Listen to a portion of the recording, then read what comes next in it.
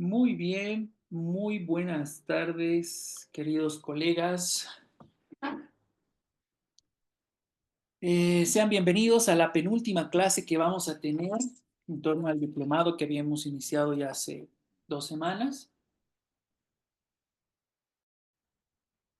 Creo que en la anterior clase sí hemos podido más o menos establecer qué tipo de criterios se siguen en torno a los criterios, por así decirlos, que manejan una cuestión y una sede muy racional, ¿no? La idea de la subsunción y todo lo que implica el análisis lógico de los argumentos, pues implica también una construcción previa formal de lo que significa la argumentación en general, ¿no? A modo de síntesis, para no entrar tan de golpe, ¿no? Habíamos estructurado más o menos una idea clara en torno a lo que significa un análisis desde la lógica formal. Nosotros habíamos hablado y señalado que la idea de una estructura de un argumento tiene que obedecer, especialmente cuando hablamos de un criterio de subsunción, es decir, una aplicación discursiva y argumentativa en torno a lo que significa netamente una cuestión racional de lo que es la argumentación a partir de la construcción de premisas, ¿no? Y habíamos establecido que justamente este tipo de premisas pues establecen un cierto criterio de racionalidad objetiva. Y parte de ese tipo de criterio de racionalidad objetiva también habíamos señalado que implica una idea de identificación de las partes propias de un argumento, ¿no? Los criterios que la lógica jurídica muchas veces nos los han intentado enseñar, generalmente señalo que nos han intentado enseñar porque nos hemos dado cuenta que las formas lógicas del argumento son mucho más allá del criterio de la deducción lógica o simplemente del silogismo jurídico, ¿no? La idea no es otra que justamente analizar el discurso en torno a la cuestión de la subsunción, nada más, ¿no? Y esta forma lógica, que es común en todos los argumentos, nos ayuda a nosotros a establecer cierto tipo de criterios, identificación de elementos e incluso análisis de las falacias que pues, nos permiten a nosotros contrarrestar cualquier tipo de argumento que se nos presenta desde donde uno esté, ¿no? A partir de esta clasificación de argumentos, habíamos señalado que esta exposición sistemática incluye también el analizar tanto la construcción de las premisas, como es la premisa mayor como la premisa menor, como la validez de la conclusión en general. Y habíamos señalado que, por ejemplo, el test de verificabilidad funciona en torno a la construcción de la premisa mayor, premisa menor y la conclusión, ¿no? Y que el análisis de todo el argumento en general tiene otro test de verificabilidad no cercano a lo que es verdadero o falso, que es el test de verificabilidad, sino a la cuestión de validez. El argumento tiene en sí la corrección de validez, es decir, que nosotros podemos establecer que un argumento es válido o es inválido de acuerdo a la estructura sin tocar el fondo. Ocurre lo contrario cuando hablamos, obviamente, del test de verificabilidad a partir de la construcción de las premisas, ¿no? La premisa mayor, que implica todo lo que significa el criterio interpretativo con base en fundamentos jurídicos, es decir, base normativa, jurisprudencial, etcétera. Y ahí hemos vuelto a establecer la diferencia entre lo que es motivación y fundamentación, ¿no? En cambio, la premisa menor que implica una construcción de la motivación, es decir, una construcción de premisas fácticas de lo que nosotros encontramos en el mundo real y que pretendemos alegar como ciertas, por ejemplo, ahí sigue alegándose el test de verificabilidad, y que hemos señalado que, por ejemplo, hay que hacer una diferenciación clara y específica entre lo que es una argumentación de hecho y lo que es una argumentación de derecho, ¿no? Últimamente que habíamos señalado que justamente toda la academia se ha ido desarrollando en torno a la argumentación específicamente de derecho, dejándola como abandonada, como huérfana, a todo lo que implicaba la argumentación de hecho, y eso ha significado que en la actualidad estemos hablando de un cambio rotundo en todo lo que implica la teoría argumentativa, ¿no? Y eso sí,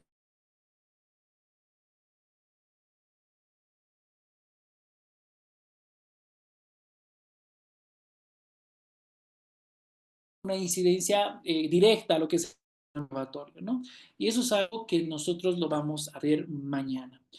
Pero bueno, más allá de esto, creo yo que, bueno, hemos intentado también otorgar cierto tipo de elementos que son formas lógicas de las proposiciones lógicas, sin necesidad que nosotros entremos a una formulación muy extensa ni a la nomenclatura que la lógica formal suele utilizar, porque también habíamos señalado que si bien la lógica jurídica tiene cierto tipo de relación en torno a la lógica formal, también hay que hacer recuerdo que pues son dos ramas totalmente distintas, ¿no?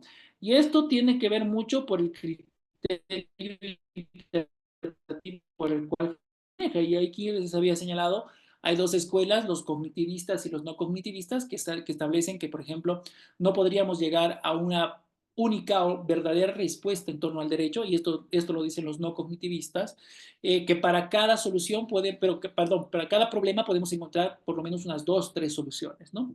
Que ahí es donde encontramos las antinomias normativas, las lagunas normativas, entendiendo al derecho como un sistema en general, no simplemente como un conjunto de normas, ¿no? Y esto también hacíamos referencia constante de que esto implica una confrontación constante a estos dos elementos insalvables dentro de lo que implica el estudio del derecho, que es su unificación, que es imposible, y su identificación, que tiende a ser engorrosa cuando encontramos ideologías contenidas justamente en los argumentos, ¿no?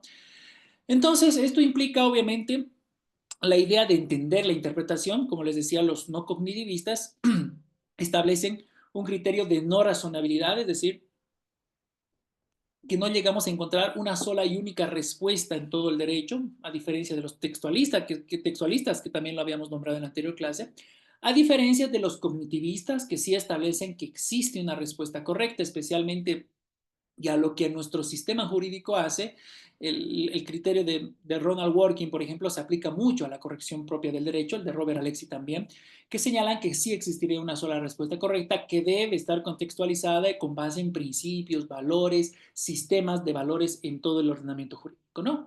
Obviamente son posturas y posturas, más allá de esto, de la interpretación, creo que estamos en un punto intermedio en torno a lo que es el sueño noble o la pesadilla, como le dice en este paper, incluso Guastini, incluso Ronald Working. Pero más allá de eso, la idea de entender nosotros el valor de verdad, pues tiene mucho que ver con la idea propia de la forma del argumento, no tanto en sí de que si un argumento pueda ser correcto o no pueda ser correcto, ¿no? Es decir, pueda ser verdadero o no pueda ser verdadero, a diferencia de las premisas que sí pueden ser verdaderas o no pueden ser verdaderas, ¿no? Especialmente habíamos señalado las premisas menores se construyen a partir de ese test de verificabilidad. También nosotros tenemos que entender que todo lo que implica una estructura y todo lo que implica una construcción propia de la premisa normativa es un efecto, es un fenómeno epistémico, que bueno, vamos a entrar a ver con mayor detenimiento el día de mañana y qué es lo que significa un fenómeno epistémico. Muy bien, más allá de eso, habíamos establecido qué es lo que nosotros podemos entender por inferencias lógicas sin necesidad de entrar justamente a este tipo de fórmulas que estoy mostrando. Como les señalaba, no es muy necesario, al menos yo no lo veo prácticamente útil el uso diario de este tipo de fórmulas, aunque estas formulaciones, cuando sí son argumentos complejos, suelen ayudar y coadyuvar desde una manera gráfica. Pero más allá de eso, creo yo que entender que, por ejemplo, existen reglas de inferencias como el modus ponendo ponens, que si hay dos premisas que son verdaderas y hay un entonces, pues el condicionante generalmente va a ser verdadero. Y para mí esa estructura del argumento es lo que realmente vale o no vale. Que yo ataque las premisas tanto mayores o menores, eso ya es otro cuento, ¿no? Eso es de cómo yo construyo las premisas mayores, por ejemplo. Y en las premisas mayores tenemos que ver netamente en torno a la fundamentación de derecho. Ahí, por ejemplo, hoy día vamos a hablar del modelo de Atienza y del modelo de Alexi, que son desde la teoría dos de los grandes modelos que se siguen utilizando. Es más, el de Atienza tiene una incidencia constante a lo que es el mundo latinoamericano, ¿no? Y Manolo mismo lo reconoce, la Corte Interamericana también lo hace suyo, y nuestra doctrina en general también ve mucho el criterio argumentativo de Atienza. Si bien tiene sus cosas en las cuales soy muy crítico yo, pero eso no implica de que el modelo argumentativo de momento sea el mejor norte teórico que tengamos, ¿no? Y eso que ni siquiera es mi escuela, pero bueno, eso no implica que no pueda reconocer lo que Manolo ha hecho y sigue haciendo para todo lo que implica el mundo occidental dentro de la teoría de argumentación, ¿no? Y también vamos a ver el modelo alexiano, el tan famoso modelo alexiano. Yo ya les contaba la anécdota que tuve, ¿no? De poder revisar fallos en los cuales plantean que utilizar bien el método de la ponderación implica adjuntar dos hojas que les habían enseñado en la escuela de jueces, ¿no? Entonces eso era como que contraproducente porque obviamente no hay un estudio propio de lo que es Alexia en sí. Y creo yo que con lo mismo que ha pasado con Kelsen, por ejemplo, Kelsen es uno de los grandes autores que hemos tenido en la época a partir de los 1900, bueno, de los 21 para arriba. No obstante, es uno de los autores que menos se lo ha entendido, ¿no? Y generalmente les decía, salir de este criterio de la pirámide kelseniana, por ejemplo, a nosotros nos permite dar cuenta que, no, que hemos sido enseñados así. A mí me han enseñado con una pirámide kelseniana y no tengo duda que ustedes también, siendo que es incorrecto desde un punto de vista constitucional hablar que Kelsen tiene en su discurso todo lo que implica la pirámide kelseniana, ¿no? Bueno, eso es parte de lo que les decía y es algo que también ha pasado con Robert Alexi, ¿no? Y creo yo también que es uno de los autores que más ha llegado a tener preponderancia en todo lo que implica nuestro sistema jurídico, pero al mismo tiempo es uno de los autores que muy poco se lo ha entendido en el mundo latino, ¿no? Y me acuerdo que cuando llegó a Santa Cruz Robert, también estaba Roberto Gargarella y lanzó una crítica dura en torno a lo que significa que Robert Alexi venga a Bolivia a tratar de explicar su modelo de la ponderación con ejemplos muy europeos, etcétera, ¿no? Yo le recomiendo mucho esa reseña. A mi entender está muy bien hecha y creo que comparto mucho el criterio de Roberto Gargarella de cómo le hemos dado y otorgado el honoris causa a Robert Alexi en ese entonces. Muy bien, volviendo con lo nuestro, habíamos hablado del modus ponendo pones, del tollendo tollens, que implica la idea de encontrar, ¿no? Una premisa verdadera y una premisa falsa y la conclusión tendría que ser no falsa necesariamente, más allá de lo que se esté analizando en la forma del argumento. Esto mucho también les puede ayudar a momento de poder establecer cierto tipo de distancia a lo que se ve y a lo que no se ve, porque la idea propia, cuando generalmente se utiliza la retórica, es justamente marear las formas en torno a lo que implica la argumentación, ¿no? Pero si uno tiene bien establecido qué significa esta estructura propia de los argumentos, cuándo podemos hablar de una corrección misma, cuándo podemos hablar de la validez de los argumentos propios, es mucho más sencillo poder identificar las falacias, ¿no? Y esto es algo que les había dicho. La idea propia de estudiar la argumentación, aunque mi módulo es netamente teórico, pues tiene que ver con las habilidades propias que uno día a día vaya adjuntando, ¿no? Vaya adhiriendo en torno a lo que es la práctica profesional o leer cierto tipo de argumentos, reconocer qué tipo de argumentos son débiles, fuertes, medianamente fuertes, cuáles no deberían ser argumentos válidos, cuáles sí deberían ser argumentos válidos, cuáles son falacias. Y ahí nosotros habíamos entrado a determinar, por ejemplo, qué tipo de falacias nosotros encontramos generalmente en todos los tipos de discurso, ¿no? Ahora, obviamente, en torno a lo que es nuestra práctica, es decir, lo que es la práctica de nuestra profesión, obviamente nosotros tenemos que ser expertos en argumentación y eso implica una identificación propia en torno al razonamiento, porque el discurso jurídico tiende a, o al menos tendería a ser netamente racional, ¿no? Porque la idea es un gobierno de leyes y no de hombres, ¿no? Y es clásica esta acepción generalmente hobbesiana en torno a lo que nosotros podemos establecer del Estado de Derecho, ¿no? Entonces, obviamente, la identificación de falacias también parte de poder identificar argumentos válidos. La idea de los argumentos válidos a mí, bueno, implica que la identificación propia de los argumentos no válidos tienen un nombre y justamente pueden llamárseles falacia, ¿no? Habíamos establecido, y alguno de los compañeros decía, generalmente lo hacen los políticos, creo que yo que lo hacen bastante, pero más allá de que sean políticos, obviamente no son discusiones políticas las que tenemos generalmente en los procesos, sino son pues discusiones en torno a criterios objetivos, racionales de la normatividad, y es por eso que el derecho hace uso de ese tipo de lógica formal, lógica jurídica, también establece el criterio de la motivación, fundamentación, el principio de logicidad que lo han establecido desde la jurisprudencia constitucional, etcétera, etcétera, etcétera, ¿no?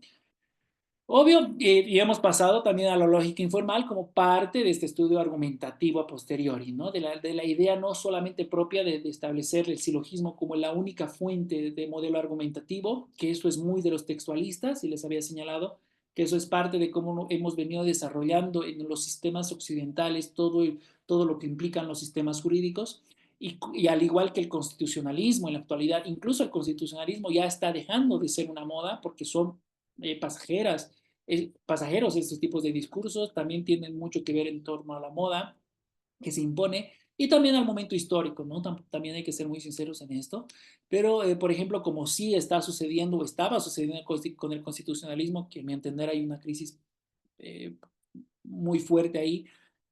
Lo mismo pasó con el textualismo, ¿no? Y en el textualismo, obviamente, la única manera de entender el derecho era a partir de los silogismos, ¿no? Y obvio, esto tiene que ver mucha connotancia también política en ese entonces de cómo tenían ese tipo de desconfianza hacia lo que es el órgano judicial, pero en esencia la preponderancia que tenía el legislativo sobre los otros dos poderes, ¿no? Y estoy hablando netamente las posguerras, la posguerra de la Revolución Francesa y todo lo que ha implicado esta adaptación al textualismo de todas las normas dispersas que estaban en ese momento. Y bueno, el textualismo sí implicaba esta aplicación silogista, por así decirlo, esta máquina de hacer silogismos, que lo único que tenía que hacer el juez era ser boca de la ley, boca de los legisladores, la bouche de la loi, le decían en francés. Pero más allá de eso, este tipo de textualismo que se queda en la cuestión de la lógica formal, también habíamos iniciado a entender de que la lógica informal parte también del estudio del discurso en sí, ¿no? Y como si ustedes se han dado cuenta, en un principio yo ya les decía que todo lo que implica una teoría de la argumentación tiene distintos tipos de aristas de donde generalmente se van jalando, se van viendo o van haciendo incidencia en torno a lo que es el discurso jurídico. Y la lógica formal también tiene su esencia y habíamos establecido, ¿no?, una estructura invariante de los argumentos a partir de hechos, de garantías, de versiones incluso más desarrolladas que incluyen respaldos, eh, tiene mucho más que ver con la epistemología propia que con la cuestión netamente lógica formal, pero también tiene su sentido, no es que no, la lógica informal en un discurso moderno en la actualidad funciona incluso de mejor manera que una lógica formal, pero esto no significa que tenga que dejar de ser racional, ¿no? Y justamente la identificación desde donde ustedes puedan establecer los argumentos válidos o inválidos hace la diferencia en torno a los distintos tipos de estructuras de argumentos que se les presenta día a día, ¿no? Y habíamos establecido, ¿no?, más o menos un ejemplo de cómo las garantías, por ejemplo, esto es algo de las garantías que vamos a ver mañana con el razonamiento probatorio y de bueno, cuáles son los elementos teóricos del fundamento de la argumentación de hecho, ¿no? Yo creo que una teoría argumentativa no solamente tiene que implicar señalar qué significa o qué es lo que nosotros entendemos por el derecho, sino en la actualidad una teoría argumentativa también tiene mucho que ver en la construcción propia de los hechos. Y eso es algo que nos venimos perdiendo y nos vamos a seguir perdiendo de aquí por lo menos unos 10 años. Pero ya poco a poco estamos vislumbrando. Justamente esta semana hubo este evento que les dije con Jordi Ferrer, con Carmen Vázquez. Los vi ahora por el Salar de Uyuni. Espero que hayan podido asistir y creo que se han dicho muchas cosas buenas y creo que ha habido una gran afluencia de gente de que ya está empezando a ver el razonamiento probatorio desde otro tipo de perspectiva. Muy bien, ahora sí pasamos ya a lo que Manuel Atienza distingue entre los tres criterios propios de la argumentación y ustedes se van a dar cuenta que vamos a encontrar mucho de lo que nuestros códigos, de lo que nuestros normas nos señalan en torno a lo que nosotros podemos entender por criterios argumentativos, específicamente los de Manolo Atienza, ¿no? Aquí vamos a hacer una diferencia específicamente a lo que es la gramatical, que la voy a dejar para después del sistemático del funcional, aunque sí voy a hacer una incidencia al menos breve, pero bueno, es uno de los grandes criterios el gramatical y ustedes se van a dar cuenta dónde y hasta dónde va la semántica y no. Por eso es análisis del discurso, también es parte de la filosofía del lenguaje. Pero vamos paso por paso. El argumento y del criterio gramatical, que creo que todos lo conocemos, alguna vez hemos visto que la literalidad de la norma es propia de la función legislativa, ¿no? Es decir, ellos establecen cómo es que las comunicaciones, las pautas de regulaciones de comportamiento tienden bueno, a contener un cierto tipo de criterio, ¿no?, argumentativo. Generalmente la fundamentación y la exposición de motivos forman parte de esa función legislativa, ¿no?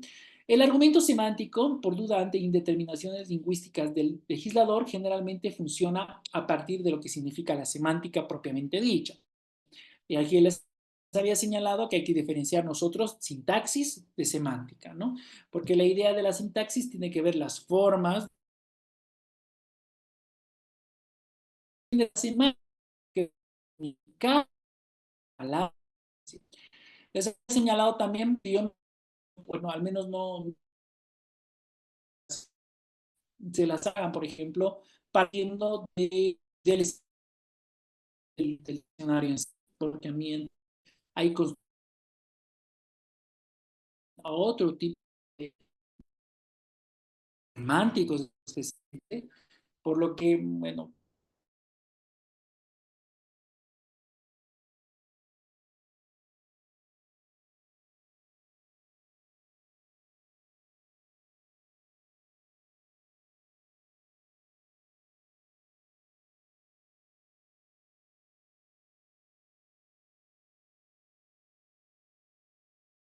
ahora sí, van a disculpar, a veces creo que pasa esto, no, de la señal. Pero muy bien, continuemos entonces. Deme un segundito. Ahora sí. Entonces, cuando nosotros nos encontramos, por ejemplo, en torno al criterio gramatical con un argumento netamente semántico, ¿no?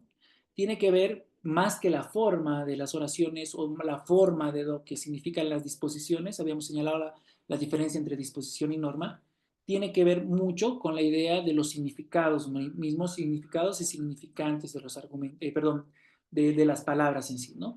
Esto es algo que ustedes van a poder ver, es de uso común generalmente, ¿no? E incluso en proyectos de sentencia generalmente se tiende a partir de un criterio semántico de qué es lo que nosotros entendemos por cierto tipo de palabras y ante eso, pues generalmente el argumento tiene su sede, es decir, parte de lo que nosotros deberíamos entender cierto tipo de palabras para tratar de determinar una consecuencia o una conclusión jurídicamente relevante, ¿no?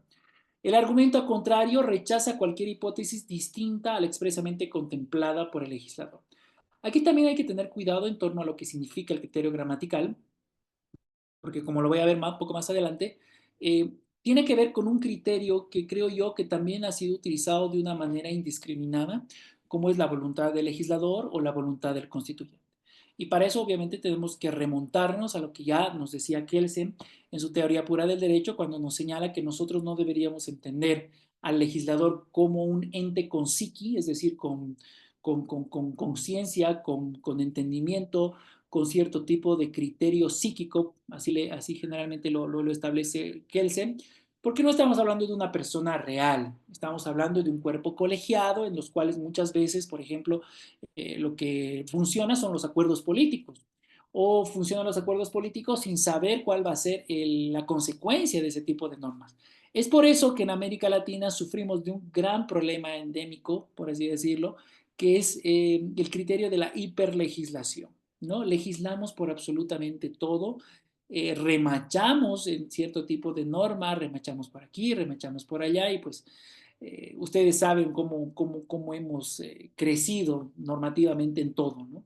Esto, más allá de mostrar una intención de legislar o mostrar una intención de regulación, creo yo que lo que desnuda en esto es un problema de técnica legislativa. Y aquí también hay que hacer referencia a Carlos Santiago Nino, por ejemplo, hay un librito muy bonito sobre la dogmática jurídica que establecía que dejemos que debemos bajarles del pedestal de racionalidad a todo lo que implica un cuerpo colegiado legislativo. ¿Por qué? Porque no funcionan con bases racionales, funcionan con bases políticas, ¿no? Y ese es uno de los primeros puntos que nos dice Nino, y este es un librito muy esclarecedor en torno a lo que nosotros, uno, deberíamos entender por intención del legislador o del constituyente. Dos, cómo podemos aplicar ese tipo de criterio, porque como les he dicho, ¿no? Generalmente los fallos, ¿no? Cuando tratan de establecer un criterio que pues muchas veces tiende a ser medio chueco, por así decirlo, parten justamente del criterio de la voluntad del legislador y le hacen decir absolutamente todo al legislador, todo y nada, por así decirlo, ¿no? Entonces, creo yo que siempre hay que tomar con pinzas a lo que nosotros. Ahí se está cortando la señal, me dice. ¿Se sigue cortando? Ya está bien, profesor. Ah, muy bien. Muy bien. Gustavo me dice algunos ejemplos prácticos de argumentación que usted haya visto. Lo vamos a ver mañana, Gustavo, con sentencias propiamente dichas. Aquí han hecho esto, ¿no? Entonces necesitamos los insumos teóricos, por así decirlo, para que nos sigamos, ¿no? Pero, por ejemplo, para ponerte un ejemplo en el argumento semántico, ¿no? Donde se le hace decir todo al constituyente, al legislador, te pongo un ejemplo clarísimo. Por ejemplo, la construcción de indígena originario campesino implica la idea de una construcción política más que una construcción racional propiamente dicha.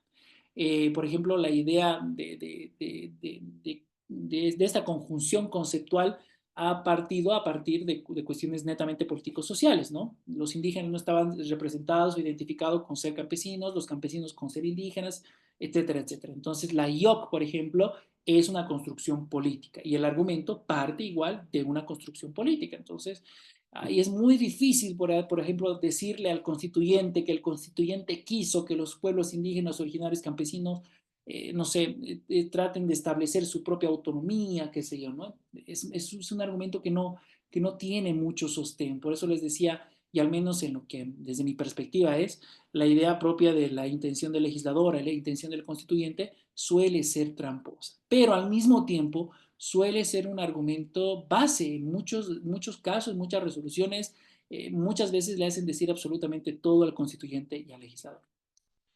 Criterio gramatical, bueno, aquí pongo generalmente la imagen de los Simpson porque hay un episodio donde el abogado, Lionel Hutz, trata de defender a Homero Simpson cuando están en un juicio, ¿no?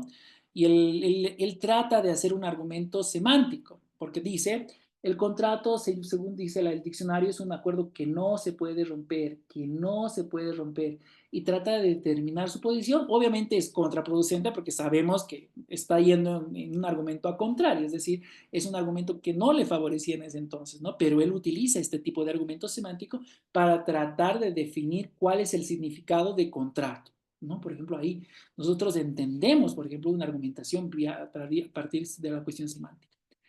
El sistemático, que también lo utilizamos en general dentro de nuestra profesión, ustedes saben, queridos colegas, eh, tiene mucho que ver con la posición donde está la materia, ¿no?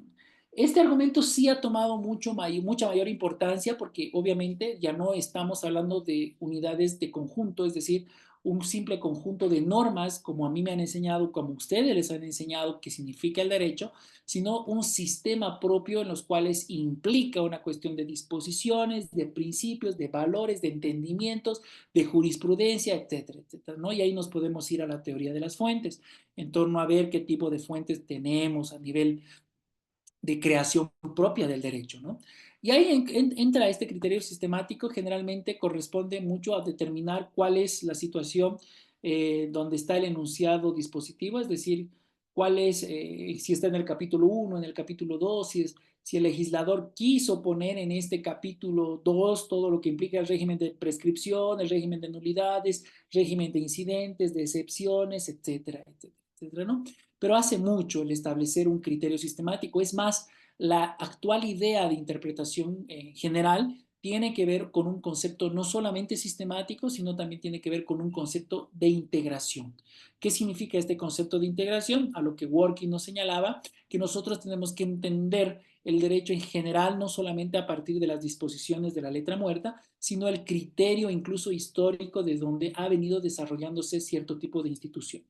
Es por eso que, por ejemplo, en las líneas jurisprudenciales, cuando se trata de hacer un cambio, al menos un cambio serio en la línea jurisprudencial, lo primero que se debe hacer es una sistematización para saber cuáles han sido los criterios previos hasta donde se ha llegado, donde ha habido el punto de quiebre, donde ha habido un overruling, por ejemplo, como se llama, o ha habido un cierto tipo de no acato hacia línea 1, línea 2 o línea 3, ¿no? Generalmente se hace y atiende a la actual interpretación que nosotros como Estado, como sistema jurídico, estamos realizando. El criterio semántico o la interpretación integradora que implica encontrar cierto tipo de vestigios normativos, no solamente de donde se pretende partir, ¿no? Hay mucho hace, por ejemplo, la idea de en qué capítulo está, en qué norma está contenida, si es especial, si es general, qué tipo de jerarquía incluso debería tener, parte del argumento a sedes materiae. El argumento a rúbrica se atribuye al significado con base en el título de la rúbrica que encabeza el grupo de artículos dentro del cual está inmerso, ¿no? Les dejé, por ejemplo, el régimen o el libro de la sucesión, pues me hablará más de la sucesión o de la adquisición vía sucesión que de otro tipo de cuestiones, ¿no? Pero muchas veces esto se tiende a complicar cuando hablamos de norma adjetiva, es decir, de la procesal. Ahí porque obviamente tratamos muchas veces de establecer, o al menos de de hacer figurar o al menos de hacer entrar, por así decirlo, desde el punto de vista coloquial, cierto tipo de figuras en cuestiones que no tienen mucho que ver con eso. Entonces el argumento a rúbrica funciona desde ese tipo de criterio sistemático. En sentido estricto, en este caso se tiene que tomar en cuenta el contenido de otras normas y su contexto jurídico, como les decía, ¿no?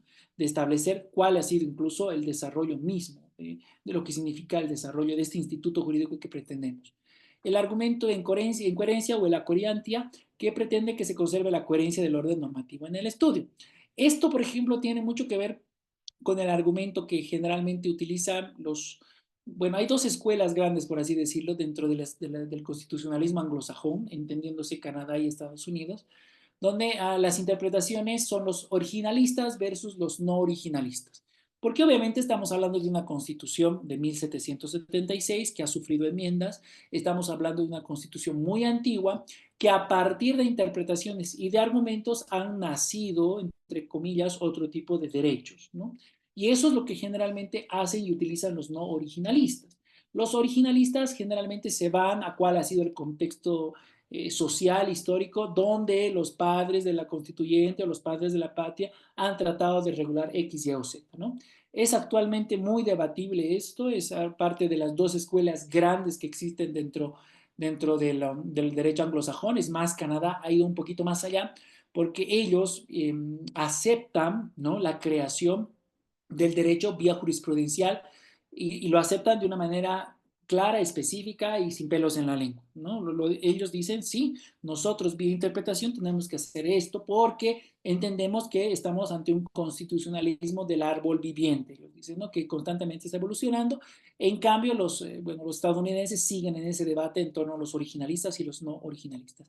Pero la idea obviamente tiene que ver con el criterio engranador, por así decirlo, de la coherencia. La coherencia es parte también de ese tipo de razonabilidad que se analiza en torno al discurso, ¿no? La coherencia misma del sistema pues tiene que ver a partir del criterio sistemático, valga la redundancia, de poder establecer que cada disposición normativa tiene su lugar en el conjunto de normas que pretendemos estudiar.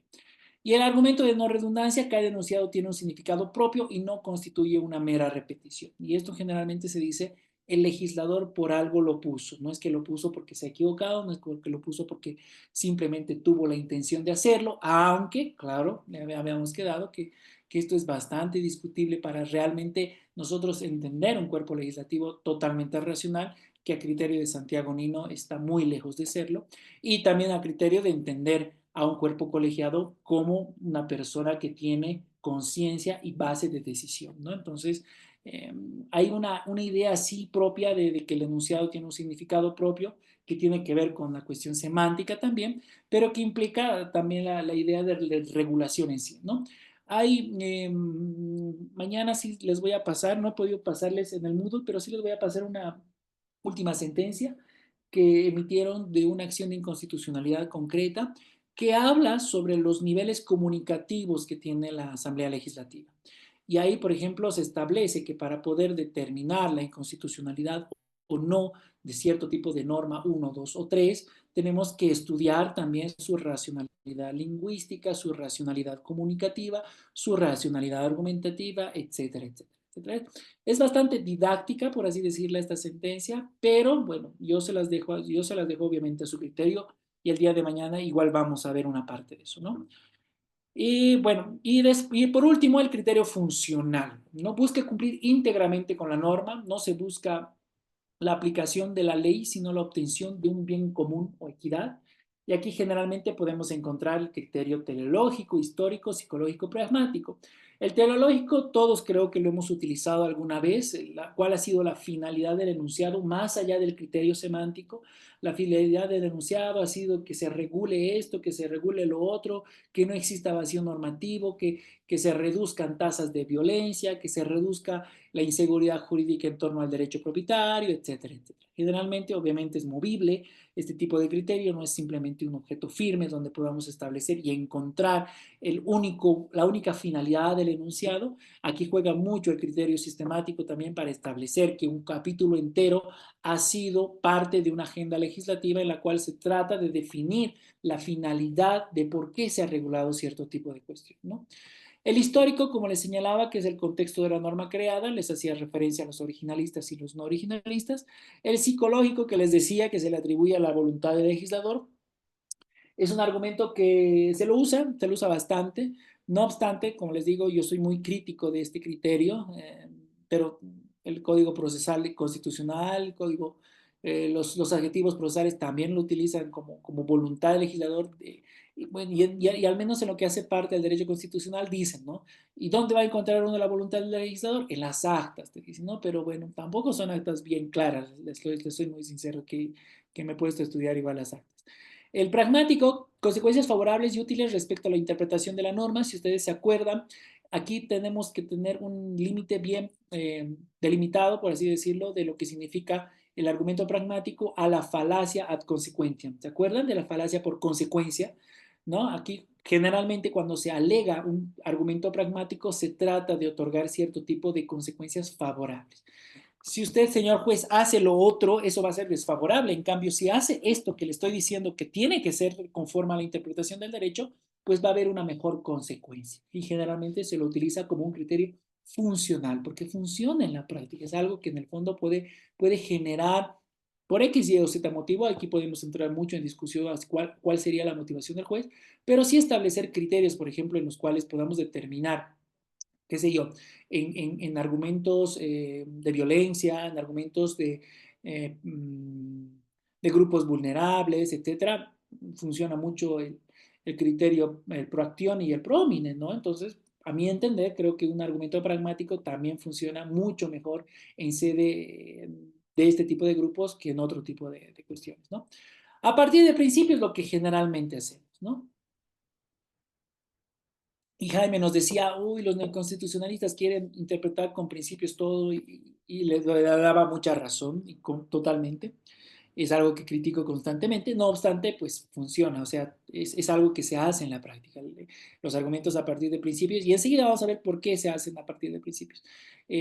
Son reglas especiales y por los principios generales del derecho, no obstante, aquí mucho peca la idea axiológica, es decir, de que tendemos a formar criterios deontológicos en torno al deber ser por una cuestión de criterio personal y muchas veces tiende a ser débil este tipo de argumentos a partir de principios, ¿no? Esto, porque generalmente, bueno, uno, si lo permite la Constitución y dos, porque se diluye, no llega a aterrizar.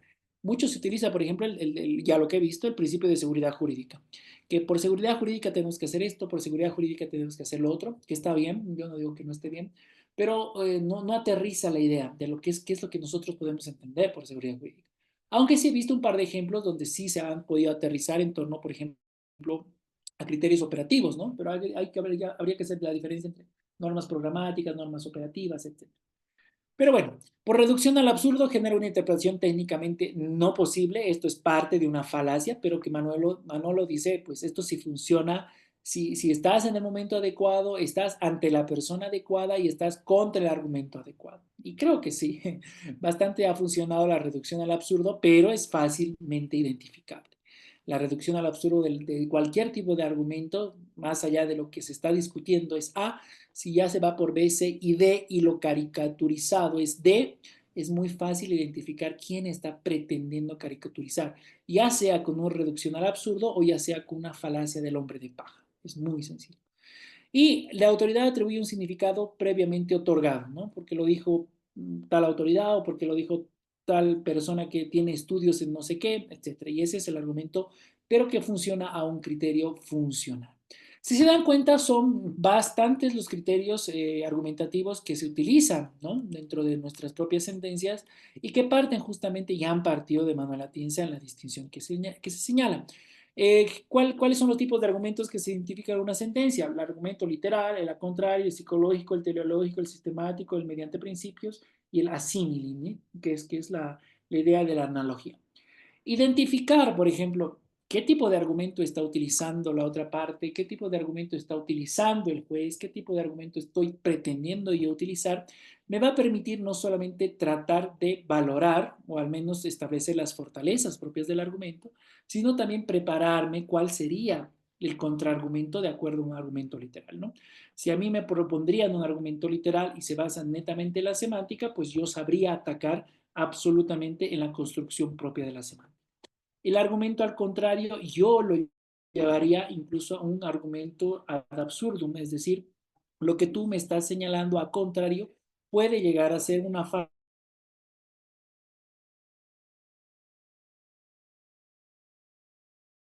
idea propia de lado. A mi criterio, creo que le hacemos decir muchos, muchas erradas al legislador y al constitucional, pues, y es un argumento bastante extraño, por así decirlo. El teleológico lo mismo, el sistemático y el mediante principios. Y ahora, donde vamos a hacer énfasis es en el argumento mediante principios, porque justamente después del criterio de la subsunción, sí, todavía no vamos a llegar, es la ponderación propiamente dicha. Pero para hablar de ponderación propiamente dicha, nosotros tenemos que entender cuál es el criterio de donde nace este argumento alexiano, ¿no?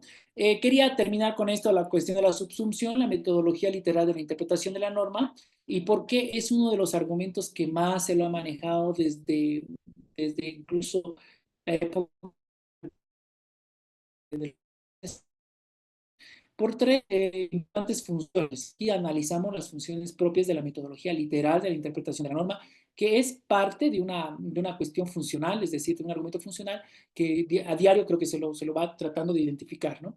Es el punto de interpretación, de partida de la interpretación de las leyes, totalmente de acuerdo, porque se hace un criterio de discernimiento entre lo que es sintaxis y semántica. Nosotros agarramos una disposición y empezamos a entender qué es lo que ha querido decirme en esa norma programática, en esa norma de comunicación de regulación de conductas sobre un criterio uno, 2 o 3, ¿no?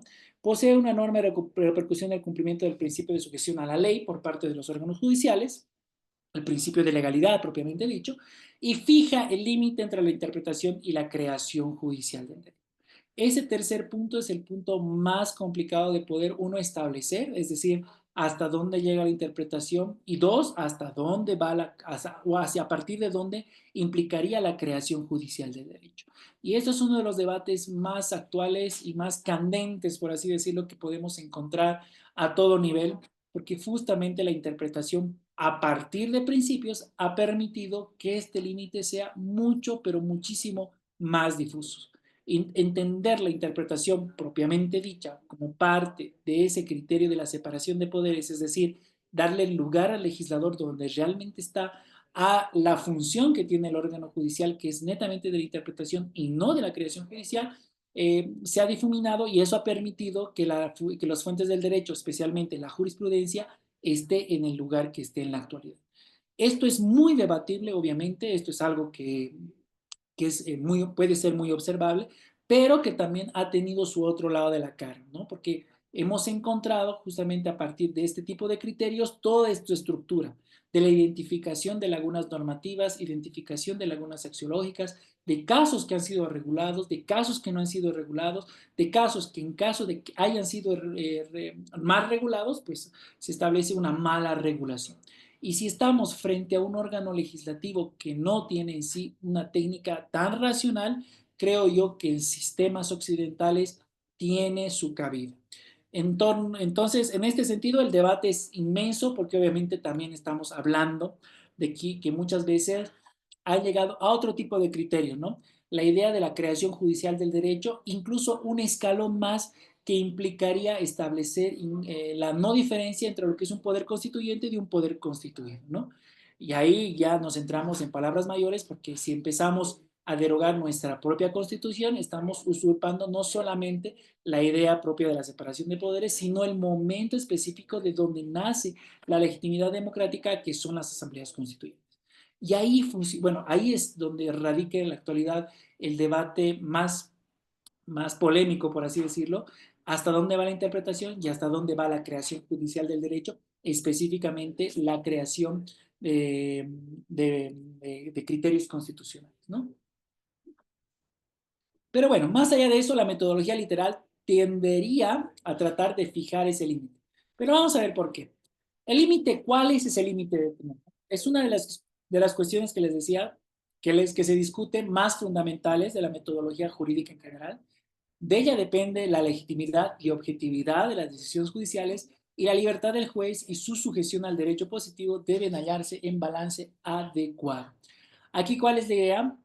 La idea es hablar que la libertad del juez tiene que ver con la discrecionalidad propiamente dicha, y les decía que como un criterio de literalidad, eso es algo que es inevitable, es algo que no puede escapar el que está empezando a discernir el derecho por justamente la ambigüedad, por la vaguedad que existe dentro de lo que es el lenguaje.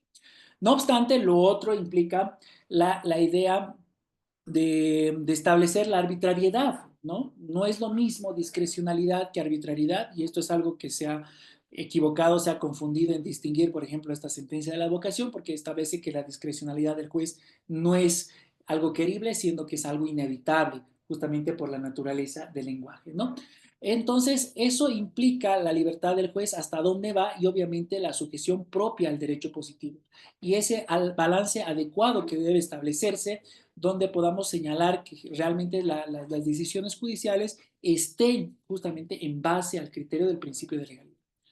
Puede existir un límite al tenor literal, esa es de las grandes discusiones, como les decía, delimitación, interpretación y creación judicial. La función de delimitar las dos formas de aplicación del derecho, que es la interpretación y la creación judicial del derecho, es parte de esta función del tenor literal de la norma, y la creación judicial del derecho requiere una fundamentación mucho más profunda que la propia interpretación. Y aquí también entramos a la discusión en torno a qué es lo que podría ser la jurisprudencia vía argumentativa y vía interpretativa y qué es lo que no. Uno de los ejemplos más claros, creo yo, y pueden estar muy a favor como muy en contra de esto, es la sentencia 84, la del 2017, o 2014 creo, la gran sentencia de la reelección, de la reelección, ¿verdad? Por ejemplo, ahí no se ha determinado, aunque se lo ha tratado de fundamentar, pero no se ha determinado un límite específico entre lo que significa una creación judicial constitucional versus una interpretación convencional. Y aquí está el núcleo, por así decirlo, polémico que se tiene en torno a la aplicación propia de nuestros principios vía constitucional. El artículo 13, el 256 y el 410 de la Constitución Política del Estado abren esa llave a un control de convencionalidad. Esto implica que no solamente estamos regidos a un control de legalidad, es decir, a una contrastación en lo que es la norma, tampoco solamente estamos regidos a un control de constitucionalidad, establecer qué nos dice la Constitución Política del Estado, sino que estos tres artículos que forman parte de esta llavecita abren la idea de establecer criterios favorables siempre y cuando estén establecidos en los tratados y convenios internacionales. Esto se establece a partir, obviamente, de un rompimiento, por así decirlo, de lo que significaría el 410, este rumbo y estas normas jerárquicas que se establece a la Constitución en primer término. No obstante, el 13 y el 256 te hablan de una aplicación preferente. Y ese ha sido el argumento, amigos, para poder establecer que nuestra constitución era inconstitucional. No se lo ha dicho de esa manera, claramente está. Se le ha dado una aplicación preferente con base en que, lo saben ustedes, en un derecho humano, y ese ha sido el argumento que ha terminado de romper el poder constituyente del poder constituyente. ¿Cuál es la diferencia? El poder constituyente es lo que brinda la legitimidad democrática a partir de una asamblea constituyente, lo que ha pasado desde el 2004, 5, 6 hasta el 8 acá en Sucre. Y eso establecido, y generalmente a partir de la teoría contractual, establece las reglas de juego donde nosotros venimos a jugar dentro de nuestra constitución. Por eso es el pacto contractual. A diferencia de lo que emerge del poder constituyente. Del poder constituyente emerge el poder constituido. Y el poder constituido son que los órganos de poder, la separación de poderes, establecer que el órgano ejecutivo hace esto, el judicial hace el otro, el electoral hace esto, el legislativo hace esto, etcétera. Y eso es un poder constituido a diferencia de un poder constituido. Un tribunal constitucional es un poder constituido, netamente, no es un poder constituyente, porque tampoco contiene en sí la legitimidad democrática. Y la legitimidad democrática no tiene nada que ver con la elección de los magistrados, sino con el acto propio de una asamblea constituyente. Es por eso, por ejemplo, que les decía que ahí se ha roto y ahí no ha funcionado el límite del tenor literal de la norma, que te establecía que iba a haber tantos números de reelecciones. Obviamente el criterio no es nada político, le estoy otorgando un criterio específicamente jurídico de lo que nosotros, y argumentativo de lo que nosotros podemos entender y cómo creo que esa argumentación ha roto lo que eran las funciones del límite no literal de la norma, se ha apoyado en un criterio netamente convencional y, eso, y esa base axiológica que es muy ambigua, que es muy grande, que es muy interpretable, ha entrado a ser cabida en esa interpretación que han hecho a partir del 84. Entonces, ahí ustedes se dan cuenta que ahí debería funcionar el límite tenor literal de la norma, pero que no ha funcionado. Los motivos, obviamente no los vamos a discutir acá porque no nos concierne, simplemente yo quiero que ustedes analicen la estructura argumentativa de cómo y qué es lo que ha hecho la 84 en aquel entonces, ¿no? Y cómo ha roto esa función del límite del tenor de la norma, cómo justamente este límite que existía entre creación judicial del derecho e interpretación judicial quebrantado, y eso también lo ha ratificado la opinión consultiva, la Corte Interamericana de Derechos, etcétera, etcétera. Y en realidad, 84 nos ha, a nosotros de Latinoamérica han venido a decir qué es lo que no se debe hacer con la ponderación, porque han utilizado criterios de la ponderación, qué es lo que no se debería hacer. Sí, sí, Efraín, les voy a pasar sus diapositivas. ¿Qué es lo que no se debería hacer con la ponderación? Y le he escuchado decir esto a Carlos Bernal Pulido, a Pedro Grandés, le he escuchado decir a Jorge Portocarrero, que eran netamente um, alumnos de Alexi, ¿no? Y han dicho, lo que no se debe hacer con la ponderación y lo que nunca se tiene que hacer es lo que ha hecho Bolivia con la 84. Y hemos servido y servimos todavía de mal ejemplo, por así decirlo. Pero muy bien, pero más allá de eso, la creación judicial sí es aceptable en este tipo de casos, ¿no? Cuando hay casos regulados que están mal regulados, cuando hay una laguna axiológica, o cuando hay casos no regulados, pero que tienen una relevancia normativa, ¿no? Ahí, por ejemplo, si son irrelevantes, no hay laguna, no hay laguna y por lo tanto sería inadmisible cualquier tipo de pretensión de creación judicial. Obviamente esto rompe con la idea propia de la separación de poderes, pero es algo que en la práctica sucede, que pasa. La idea es qué tanta interferencia tiene este tipo de creación judicial respecto a la creación normativa que generalmente aplica desde la parte legislativa, ¿no? Entonces, eso ya se los dejo de tarea para que podamos discutirlo, pero pasa que las funciones lo reconocen, las teorías argumentativas reconocen más allá de la interpretación que vía argumentación la lleguen a una creación judicial del derecho, pero te dicen, hay una condición que sea una fundamentación más profunda de la interpretación. Y eso no solamente es vía argumentativa, sino también, por ejemplo, en la idea propia de la construcción de los precedentes, te dicen, cuando uno sigue una línea uno jurisprudencial, ¿verdad? ¿verdad? Sigue uno, dos, tres, cuatro, cinco, seis sentencias y hay una séptima sentencia que quiere desviarse en torno al criterio jurisprudencial, le dicen, está bien, pero lo que tú tienes que aplicar es el overruling, es decir, el sobrepasar ese criterio y tienes que argumentar por qué estás entendiendo que ese criterio ya no es suficiente para el caso concreto. Entonces, también la jurisprudencia acepta este tipo de criterios desde la idea propia de la argumentación en sí, ¿no? Y él les decía, ¿no? Y esto obviamente parte primero, como les decía, la DCP en la 001 quebrado 2020, parte uno de identificar qué tipo de laguna tenemos, porque hay más lagunas, ¿no? Estas son las básicas que les pongo, la laguna normativa, la axiológica, también hay la institucional, la, hay otro tipo de laguna axiológica, la funcional, la lingüística y una más. Pero estas son las que generalmente funcionan en torno a lo que significa la identificación propia. Una vez identificado vía argumento, ¿no? Yo digo, tengo que establecer de por qué, a mi criterio, esta norma que puedo utilizar un argumento sistemático, puedo utilizar un argumento teleológico, etcétera, esta norma no llega a regular o regular bien cierto tipo de casos. Por lo tanto, señor juez o ente emisor de la ley, yo estoy estableciendo que hay una laguna axiológica, que hay una mala regulación, o que simplemente no se ha normado esto. En este caso estoy ante una laguna normativa.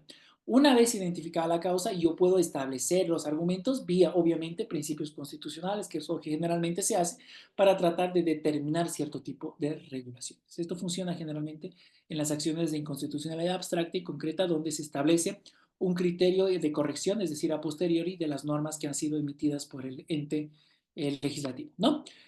¿Qué más? El tenor literal marca el límite de la posibilidad de su interpretación conforme a la Constitución, ¿no? Establece siempre un criterio de bien jurídico por detrás de cualquier tipo de norma programática y la prohibición de analogía y el principio de legalidad.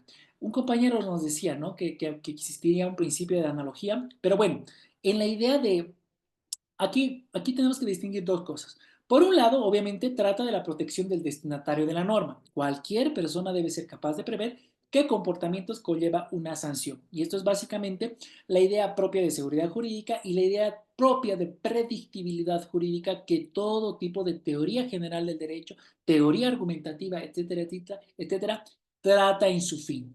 La idea propia de establecer cualquier tipo de comportamiento previsible, predictibilidad del derecho. Eso es una doctrina que se le llama. Y por otra, asegurarse que solo el legislador es competente para decidir sobre la penalidad de determinadas conductas. Y es por eso que hay una reserva de ley como principio básico del Estado del Derecho y específicamente para lo que significa el derecho penal. Y aquí les pongo un caso concreto que lo he visto hace años sobre una acción de inconstitucionalidad concreta de un caso es muy específico, era un caso sancionatorio disciplinario.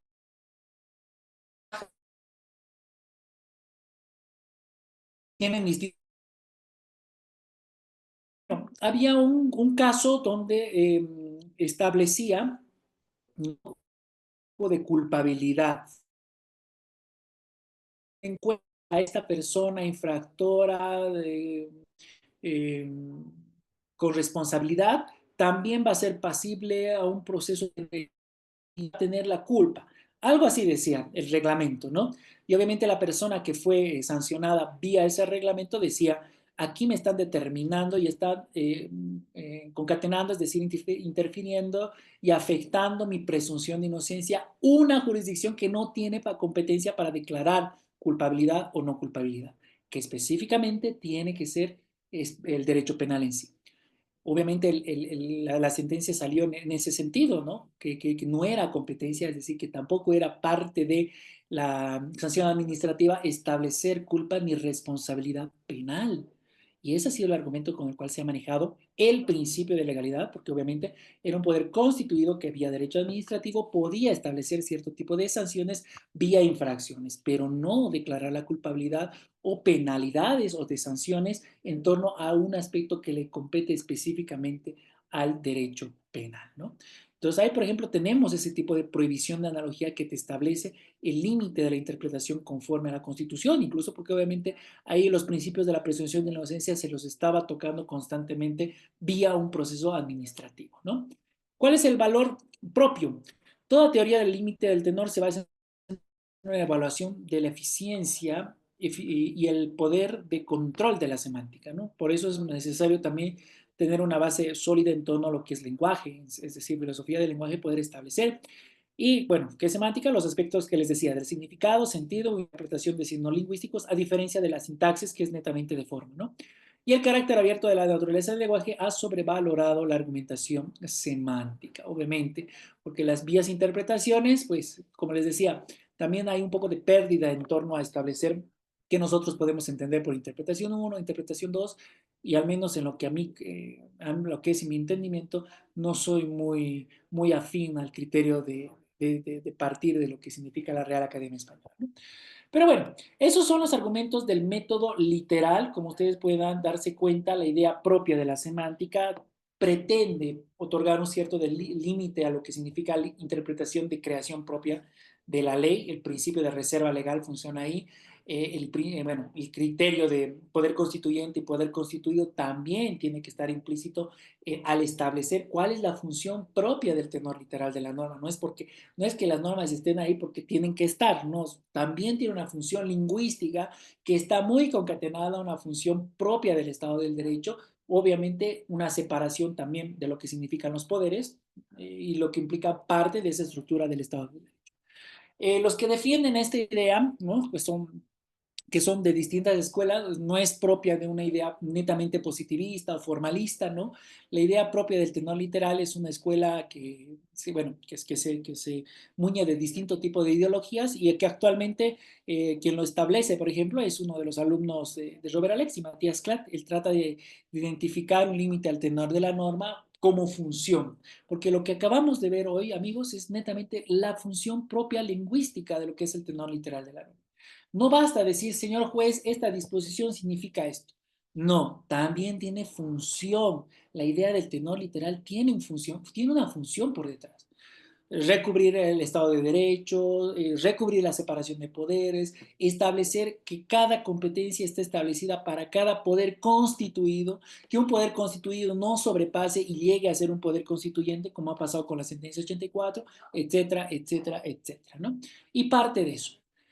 Y finalmente entramos ya a nuestra parte alexiana, pero para establecer a Alexi nosotros tenemos que diferenciar dos tipos de normas, las normas regla y las normas principio.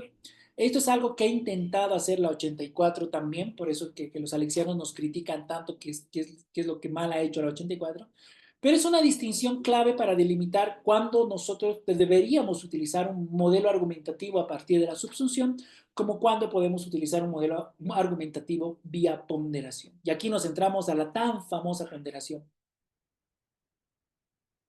Si bien he puesto la fórmula de la ponderación, porque hay que analizarlo un poco la fórmula del peso, no vamos a hacer mucha incidencia en sí a lo que nosotros deberíamos entender por la fórmula del peso, porque ni el propio Robert Alexy todavía lo tiene bien claro. Robert Alexy te señala, te dice, ¿no? El modelo argumentativo que ustedes están pretendiendo hacer todavía es una teoría en construcción, por lo que hay muchas cuestiones ahí de fondo que todavía no están bien saneadas. Y la fórmula del peso, más allá entendida de cómo nosotros podamos entender o no, ha sido criterio de una racionalización de un modelo argumentativo, así le llama Robert Alexy, o incluso de una hiperracionalización del modelo argumentativo, como lo llama Carlos Bernal Puig. Pero para entender las racionalizaciones de la ponderación como tal, tenemos que entender esta primera diferenciación. ¿Qué son normas reglas y qué son normas principios? Ambos son jurídicas, ¿no? Ambos son utilizadas por los administradores de justicia y ambas sirven para solucionar conflictos. Y ambas revisten un criterio de autoridad siempre y cuando provenga de una autoridad competente. Obviamente, esto hace una alusión propia a criterio de autoridad, hace una alusión propia a criterio de funcionalidad, también a una cuestión teleológica y obviamente a un criterio de la idea misma de la estructura del derecho, ¿no?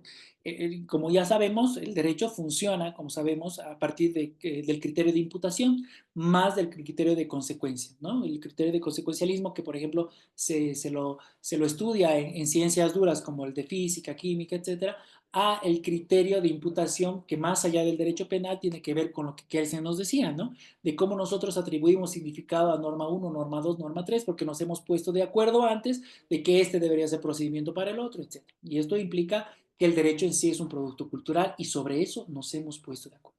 Funcionan las nuevas reglas y los nuevos principios. Entonces son jurídicas en sí, la idea propia de solucionar conflictos. Pero ¿cuál es la diferencia?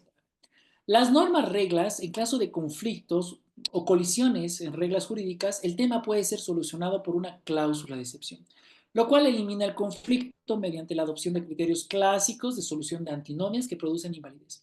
Y eso había señalado en una primera clase, ¿no? El criterio de jerarquía, incluso uno de nuestros compañeros me ayudó en una que me había olvidado.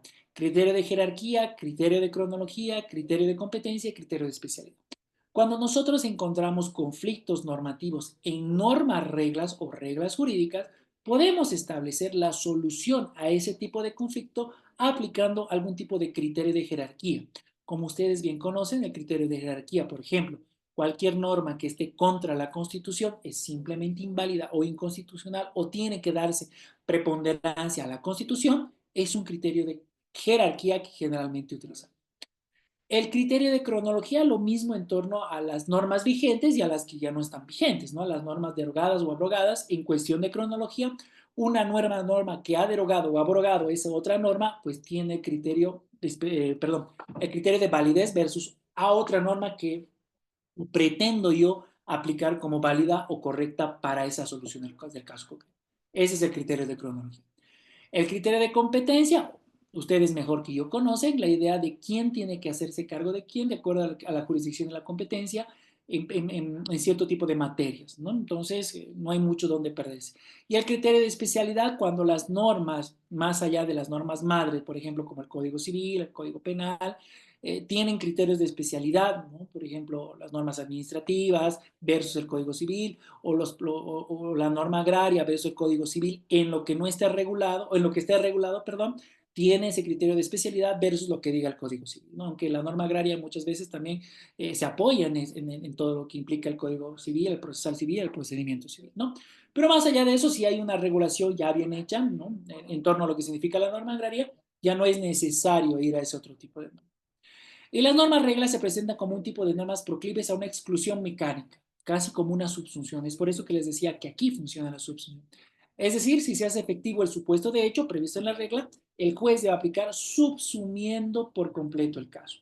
Por el contrario, si el supuesto de hecho, argumentación de hecho, no se verifica, el juez debe excluir su aplicación. Y ahí justamente queda la tarea de la argumentación.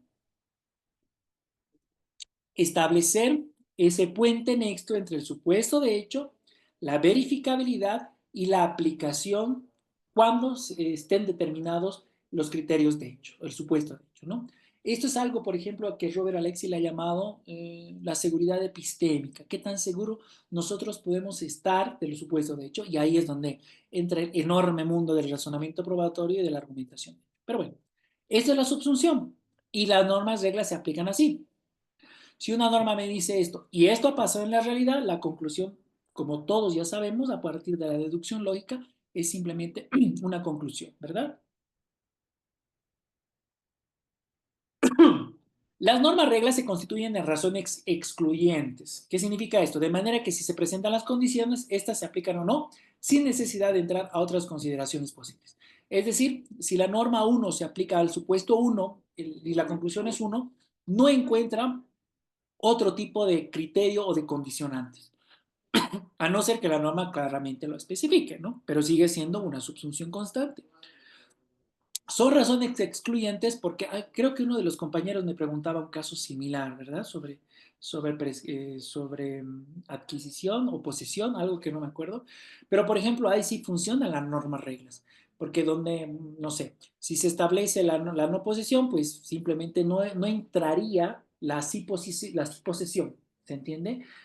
Son razones excluyentes y a eso desde la lógica, por ejemplo, se le ha llamado el tercer excluyente, ¿no? Cuando no, dos posiciones no pueden entrar dentro de un mismo criterio jurídico. Y es básicamente un silogismo específicamente frío, objetivo y muy racional. Esas son las normas, reglas en sí. En cambio, ya nos metemos a las normas principio. Y las normas principios sí tienen muchos problemas epistémicos de interpretación, de argumentación propiamente dicho, y la idea proviene justamente de este boom constitucionalista que ha venido después de las Segundas Guerras Mundiales. El criterio de encontrar respuestas más allá del derecho, por ejemplo, es muy famoso el criterio de Gustav Radbruch que dice el derecho extremadamente injusto no es derecho, aplicando un criterio de validez moral, por ejemplo, en cuestión de escuelas ideológicas. Y a partir de eso es que inicia la idea propia de la norma principio. ¿Se acuerdan en un principio que les dije cómo más o menos manejamos los derechos, ¿verdad? La idea propia de establecer como una célula que tiene un núcleo, que tiene un contorno, que pueden entrar en conflicto, etcétera, etcétera, pues proviene de establecer criterios más allá de lo que el formalismo otorga. Y ahí es muy famoso los juicios de Nuremberg, donde establecían el silogismo de que vos me vas a sancionar por cuando vaya en contra de la norma, cuando vaya en contra del derecho. Como todo lo que he hecho estaba validado, estaba ordenado, estaba normado, estaba regulado, estaba incluso ordenado por algún tipo de norma jurídica, yo no he incumplido. Por lo tanto, no debería tener una sanción, que bajo el criterio de la subsunción, bajo el criterio de la lógica, pues tenía toda la razón, ¿no? Y ahí es donde aparece el criterio de no, el derecho extremadamente injusto no es derecho.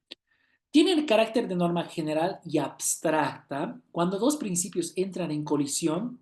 ¿Se acuerdan de la colisión que hemos visto acá de la norma regla? Pues acá le hemos encontrado otro tipo de salida. Tiene que ceder ante el otro, pero esto no significa declararlo inválido.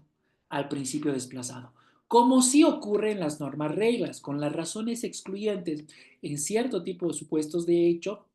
Bajo cierto tipo de criterio normativo, las otras razones son excluyentes a la subsunción que se vaya a realizar para una respuesta jurídica.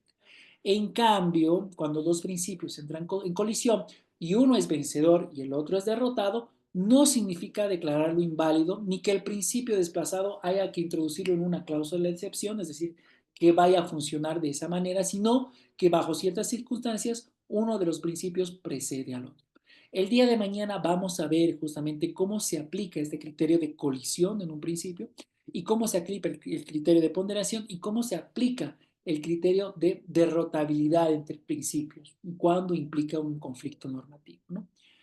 Son identificados como mandatos de optimización que ordenan que algo sea realizado en la mayor medida de lo posible en atención a las perspectivas fácticas y jurídicas. ¿Qué significa esto? Si estamos hablando obviamente de principios, estamos hablando netamente de una escuela básicamente jus moralista, jus naturalista, que ellos creen, y esto se lo nota en el derecho, en su aplicación propia, en una corrección del derecho. Es por eso que los derechos fundamentales, como dice Working, ¿no? Son cartas de triunfo, son principios, son criterios contra mayoritarios, o como dice Alexi, mandatos de optimización para una corrección del derecho en sí. Y que ordenan que algo sea realizado a la mayor medida de lo posible en atención de las perspectivas fácticas y jurídicas. Pero aquí lo que importa son los mandatos de optimización. Para Robert Alexi, todo lo que implica la aplicación del principio o de las normas principio no solamente tienen una función de resolución de conflictos, sino también tienen una función de optimización del sistema jurídico. ¿Se entiende? Es la idea propia de establecer, uno, una verificabilidad del mandamiento normativo que contiene error. Ya dice, tenemos que empezar a argumentar para establecer mandatos de optimización. Es básicamente la tesis que maneja Robert Alexi. El tema de su colisión no se resuelve mediante la aplicación de la norma válida, no es porque si nosotros entendemos, por ejemplo, que todo derecho es un principio y todo derecho fundamental es principio, obviamente no hay un orden de jerarquía. ¿Verdad? En torno a lo que significa la estructura de los derechos fundamentales. Aunque eso igual es discutible. Pero bueno, es lo que nos dicen, ¿no? Sino que en relación a su dimensión de peso o importancia. Aquí se viene la palabra clave que le da toda la esencia a la estructura de la ponderación como modelo argumentativo en pleno siglo XXI. Dado que estos no suministran razones excluyentes, es decir, no trato de excluir principio 1, principio 2, sino que deben ser sopesadas, pesadas, eh, balanceadas unas con otras.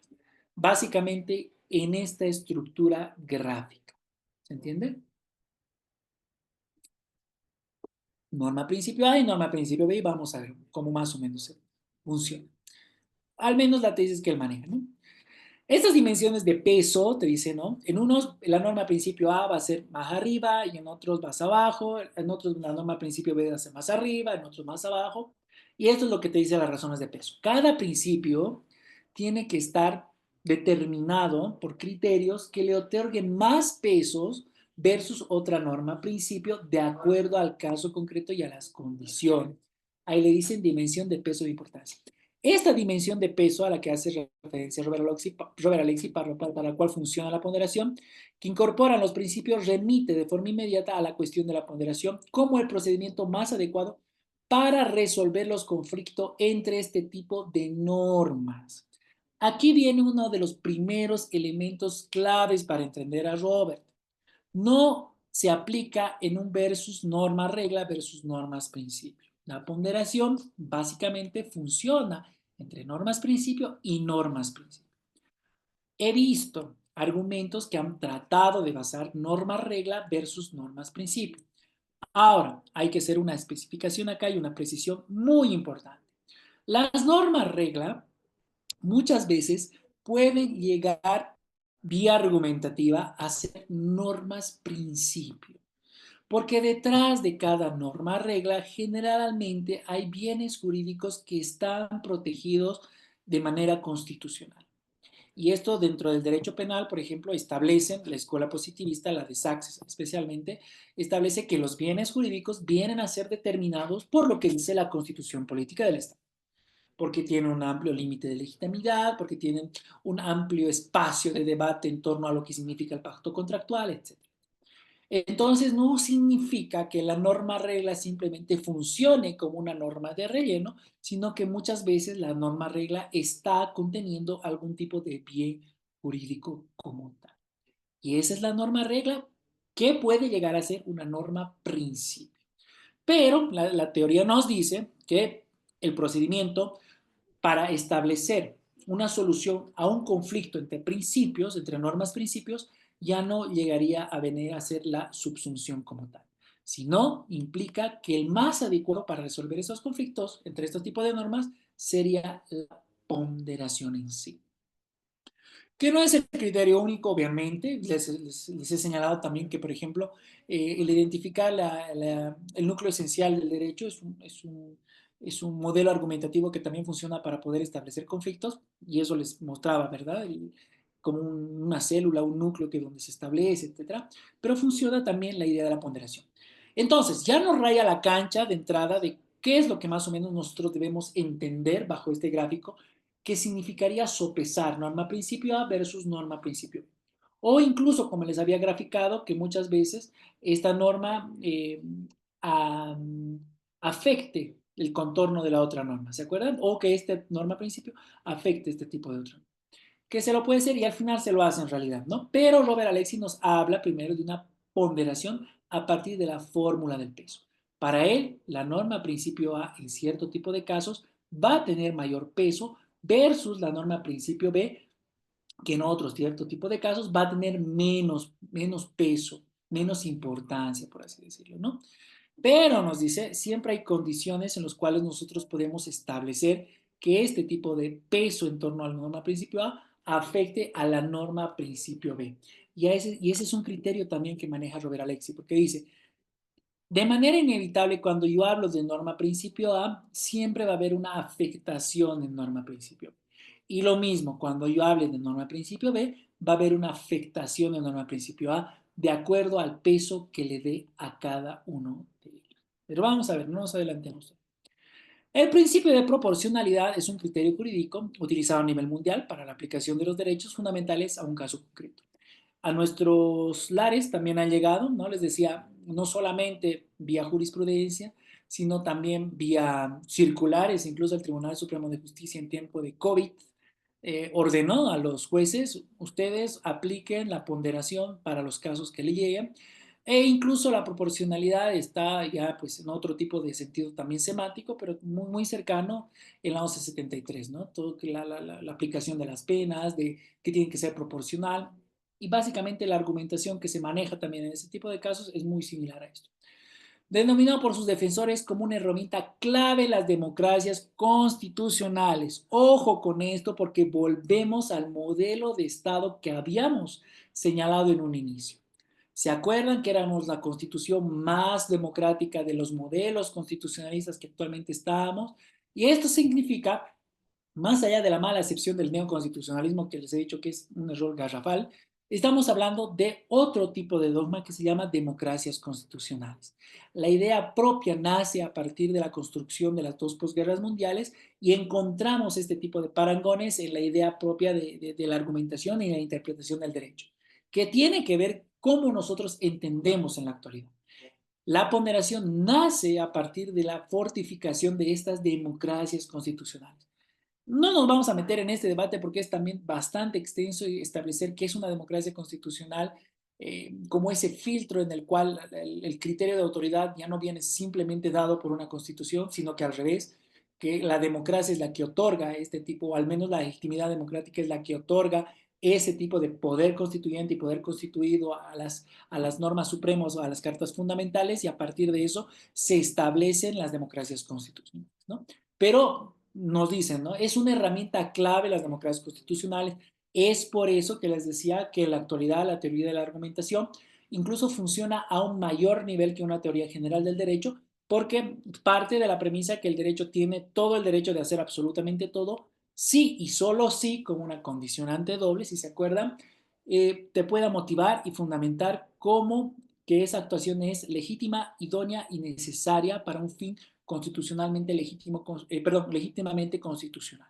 Y esa es la premisa de donde nacen las democracias constitucionales y donde se aplica la idea propia de esta constitución, la idea de este tipo de herramientas argumentativas, eh, donde ya no nos basta la idea propia de la subsunción y ante estos nuevos conflictos es que la idea es argumentar cómo solucionamos estos nuevos conflictos.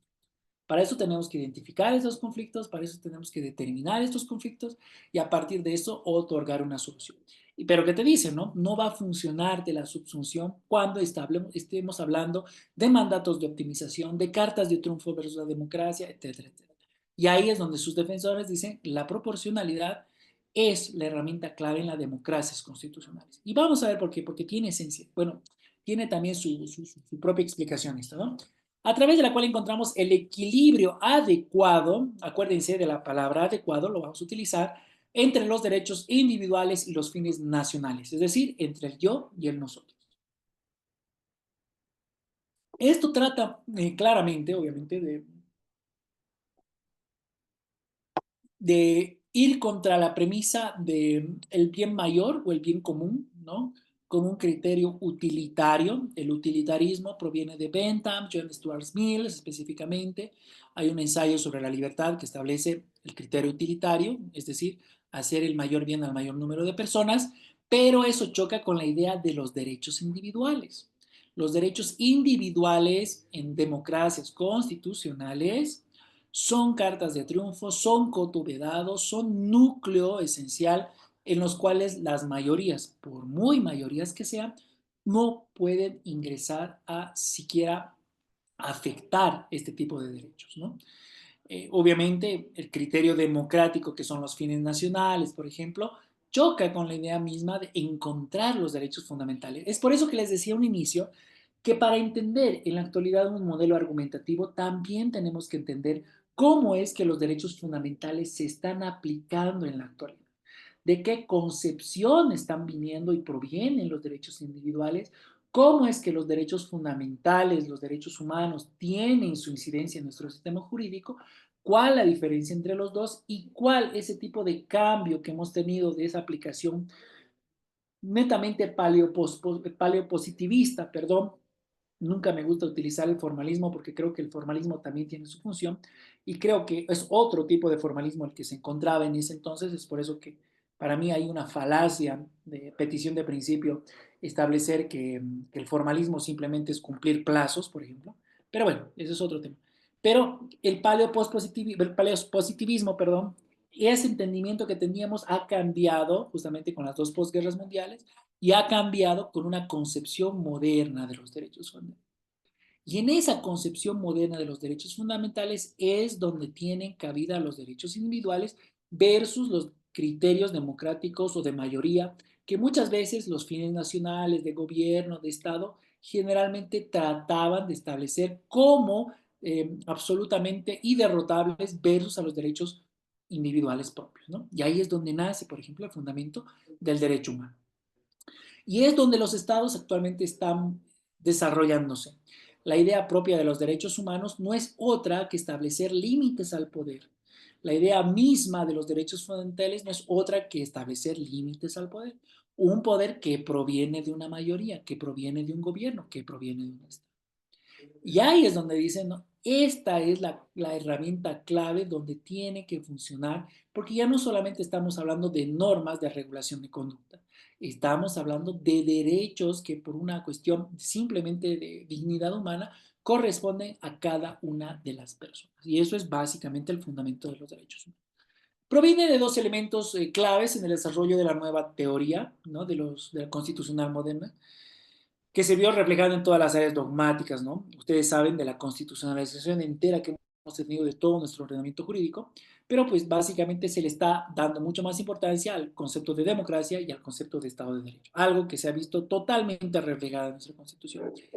y la distinción fundamental entre el reconocimiento del supuesto derecho de los derechos fundamentales y sus restricciones. Me hubiera gustado ver un poquito más a fondo qué significa la distinción entre el supuesto de hecho, los derechos fundamentales y las restricciones.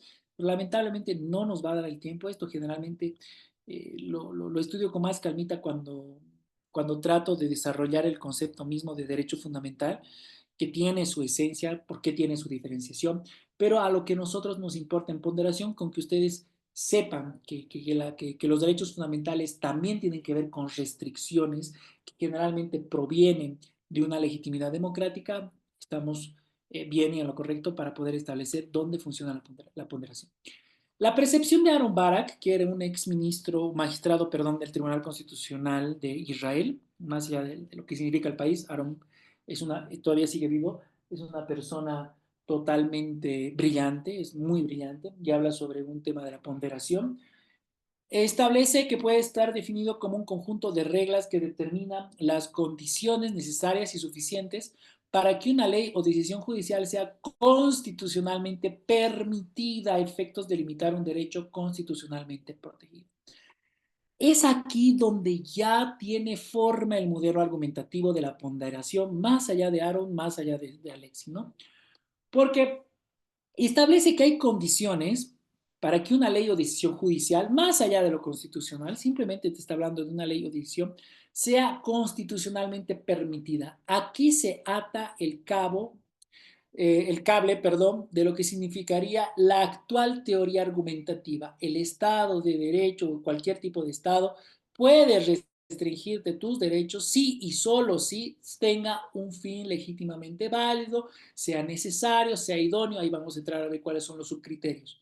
Pero, te dicen, bajo ese tipo de necesarias y suficientes condiciones, una ley es permitida a efectos de limitar un derecho constitucionalmente protegido.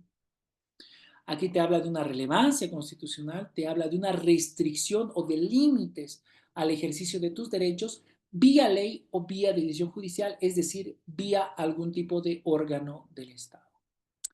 Obvio, esto tiene también que ver con una teoría del poder, claro está. No vamos a entrar mucho a detalle en torno a esto, pero aquí lo que pretende cuando se establece una ponderación es proteger de las limitaciones arbitrarias a los derechos constitucionalmente protegidos, bajo cualquier ley, bajo cualquier decisión judicial. Si una decisión judicial, a efectos de limitar un derecho, por ejemplo, una restricción de libertad, no establece las formas, no sigue los pasos, no notifica, hace procesamientos indebidos, no te comunica, hace aprehensiones indebidas, etcétera, etcétera, son límites a tus derechos constitucionalmente protegidos. El derecho a la libertad, por ejemplo, ¿no? El derecho a la libertad va a ser un límite, va a ser un derecho limitado en torno a lo que es la constitución política del Estado, pero que te va a decir ese tipo de decisiones o ese tipo de normas que establezca cierto tipo de limitaciones, cierto tipo de restricciones a derechos constitucionalmente protegidos, es donde se tienen que determinar las reglas y condiciones. ¿Cómo, por qué y bajo qué tipo de criterios? Y ahí es donde ataca la ponderación como tal. Porque nos dice, la restricción de un derecho será permitida por la Constitución si la restricción está diseñada con el objeto de lograr un fin adecuado. Acuérdense del término de adecuado, de adecuidad, como se le dice. Las medidas adoptadas para llevar a cabo la restricción se conectan de forma racional al cumplimiento de dicho fin. Las medidas adoptadas son necesarias en la medida en que no existen medidas alternativas por medio de las cuales se puede alcanzar de manera similar el mismo fin, pero con menor grado de restricción, y es necesario que exista una relación adecuada de proporcionalidad en sentido estricto entre la importancia social de evitar la restricción, la importancia social, perdón, y la restricción propia de lo que significa el derecho fundamental. Este mismo, esta misma estructura argumentativa la maneja Alexi con otro tipo de criterio argumentativo, ¿no? Porque Alexi hace mucho más énfasis en la idea propia de la argumentación, pero básicamente esta es la idea de la ponderación. Y como ustedes pueden darse cuenta, el argumento tiene que estar basado justamente en tratar de poner reglas y condiciones a cualquier tipo de restricción o limitación a un derecho constitucionalmente protegido. Derecho a la libertad, debido proceso, motivación, fundamentación, al principio de legalidad, a una razonable valoración de las pruebas, todo lo que implica procesos ordinarios está constitucionalizado de acuerdo al criterio del límite propio del derecho. Si se discute un bien, si se discute una asistencia familiar, si se discute una guarda, si se discute una pena, si se discute la culpabilidad, si se discute la sanción, etcétera, son discusiones que van a tener que ver con restricción de derechos a partir de decisiones judiciales que constitucionalmente están protegidos, y es ahí donde entra la argumentación de la ponderación. Establecer las condiciones y las reglas donde se tienen que establecer que la decisión 1, la decisión 2, la decisión 3 está limitando de una manera adecuada, necesaria, idónea respecto a un derecho constitucionalmente válido que yo tengo. En acciones de libertad, por ejemplo. ¿Dónde es el argumento? El argumento en torno al derecho a la libertad, derecho a la locomoción, derecho a la vida, procesamiento indebido, tienen que ver con bienes constitucionalmente protegidos, bienes jurídicos protegidos, y esto lo establece la propia doctrina penal. ¿Cuáles son los bienes jurídicos? Lo que la Constitución te dice que son los bienes jurídicos. Tu derecho al esto, tu derecho al otro. Y la idea de esa interconexión, y esta es otra idea de los derechos fundamentales, los derechos fundamentales que tienen que ver con todo el andamiaje de nuestro sistema jurídico están interconectados entre sí. Es por eso que no ha sido nada raro, por ejemplo, encontrar una acción de libertad que, más allá de que uno entendería que es para una persona que tiene una restricción de libertad, que es una persona viva, también haya funcionado para personas que ya no tienen vida, es decir, fallecidos. Y es muy famoso, por ejemplo, esta acción de libertad donde se plantea contra una restricción, incluso imagínense el caso, una restricción hacia cuerpos que han sido detenidos o retenidos, si es la palabra correcta, por una cuestión de deudas en centros clínicos privados. Ahí, por ejemplo, incluso ha funcionado la acción de libertad. Por otro tipo de criterios, obviamente ha tenido que ver con derecho a una muerte digna, cosmovisión, incluso hay una sentencia bastante interesante, pero interconexión entre derechos, bienes jurídicos protegidos. Y la idea misma de la restricción de ese tipo de derechos tiene que ver con el fundamento constitucional. Y ahí es donde funciona la ponderación. Obviamente estamos hablando desde Aaron Barak. La percepción de Robert Alexy, que no es muy distinta a la de Barak, establece que los derechos tienen que ser entendidos como principios y los principios deben ser entendidos como mandatos de optimización, pretendiendo una corrección permanente del derecho, ¿no? A diferencia de la regla, los principios no representan puntos fijos en el campo de lo fáctico, que a mi entender es uno de los criterios que también es su debilidad y legalmente posible, ¿no? Mientras que la aplicación de una regla en una matriz determinada se refiere porque procede independientemente de su peso. Aquí ya nos estamos metiendo. Si queremos argumentar ponderación vía modelo alexiano, tenemos que hablar eh, de manera obligatoria de lo que implica el peso de cada principio que se le pueda dar. El modelo argumentativo funciona como nosotros podemos recubrir el peso de cada principio al cual pretendemos que derrote al otro principio en ese supuesto facto. Ahí funciona la ponderación. Porque esto, a ver, yo les digo porque me ha pasado en juicios, es decir, en procesos, en juicios orales, donde, bueno, el otro abogado quería ponderar, y bueno, yo le dije, bueno, ponderemos, aunque no iba a ser ponderable, y a mí me ha permitido armar una estructura a partir de este tipo de criterios. Y obviamente el abogado de la otra parte, lo que pretendía con ponderar es que el criterio que él manejaba tenía que ganar porque era un principio. Ese era su argumento, ¿no?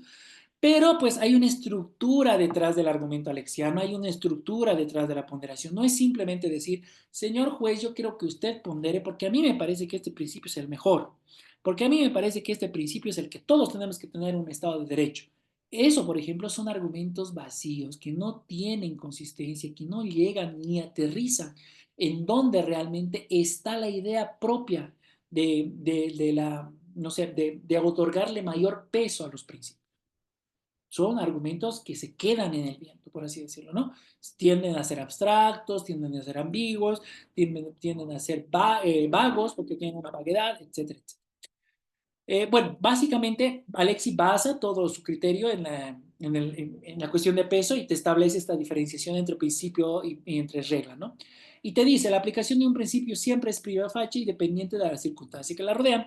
Tal cuestión deberá ser aplicada en observancia del entendimiento de los mandatos de optimización y es un argumento que sigue manejando Robert bueno, y creo que lo va a manejar hasta el final y que mucho Carlos Bernal Pulido bueno, ha seguido estructurando parte de su desarrollo de la teoría, ¿no?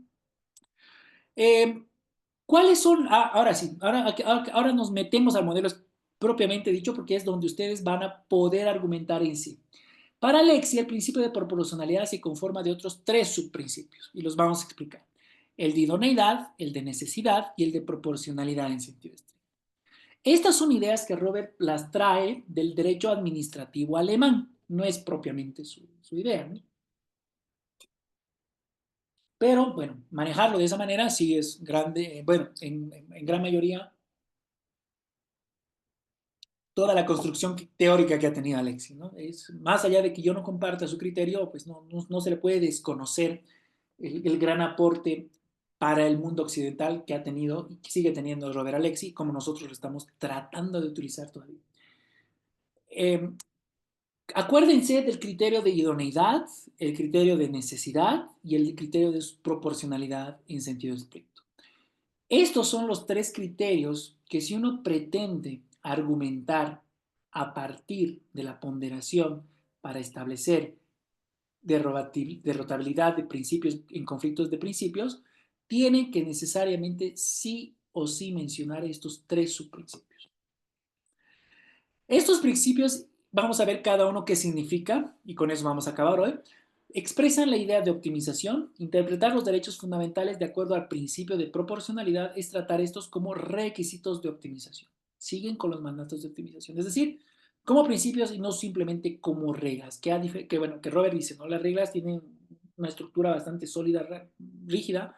En cambio, en constituciones principalistas, como pasa con las constituciones del modelo democrático constitucional, con nuestras propias constituciones y la idea de la constitucionalización de todo el ordenamiento jurídico infraconstitucional, es decir, todo lo que implica el derecho en sí y todo el sistema, pues tiene que ver propiamente cómo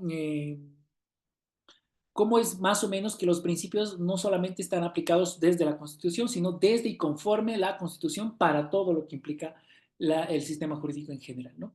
Los principios de idoneidad y conciernen a la optimización relacionada con aquello que es prácticamente posible. Obviamente te está hablando de una validez normativa, porque más allá de que estos autores tratan de establecer modelos argumentativos, también tratan de establecer su propia percepción del derecho. Es por eso que dicen que la idea de las teorías pues son ideológicas porque parten de criterios de validez normativa, es decir, a qué es lo que nosotros podemos llamarle derecho y a qué es lo que nosotros no podemos llamarle derecho. ¿Qué es lo que deberíamos entender y argumentar por su principio de idoneidad? Este principio, que es también conocido como el de adecuación, que hemos visto, el de Barak, ¿verdad? El de Aaron Barak, que es el de adecuación, establece pues criterios. Gustavo dice, ¿el juez? Sí, Gustavo, los jueces utilizan estos principios, no solamente los jueces, la Corte Interamericana, el propio Tribunal Constitucional ha manejado estos subprincipios. No lo ha manejado como fórmula de peso, pero mañana vamos a ver cómo los ha manejado. Y es con argumentación.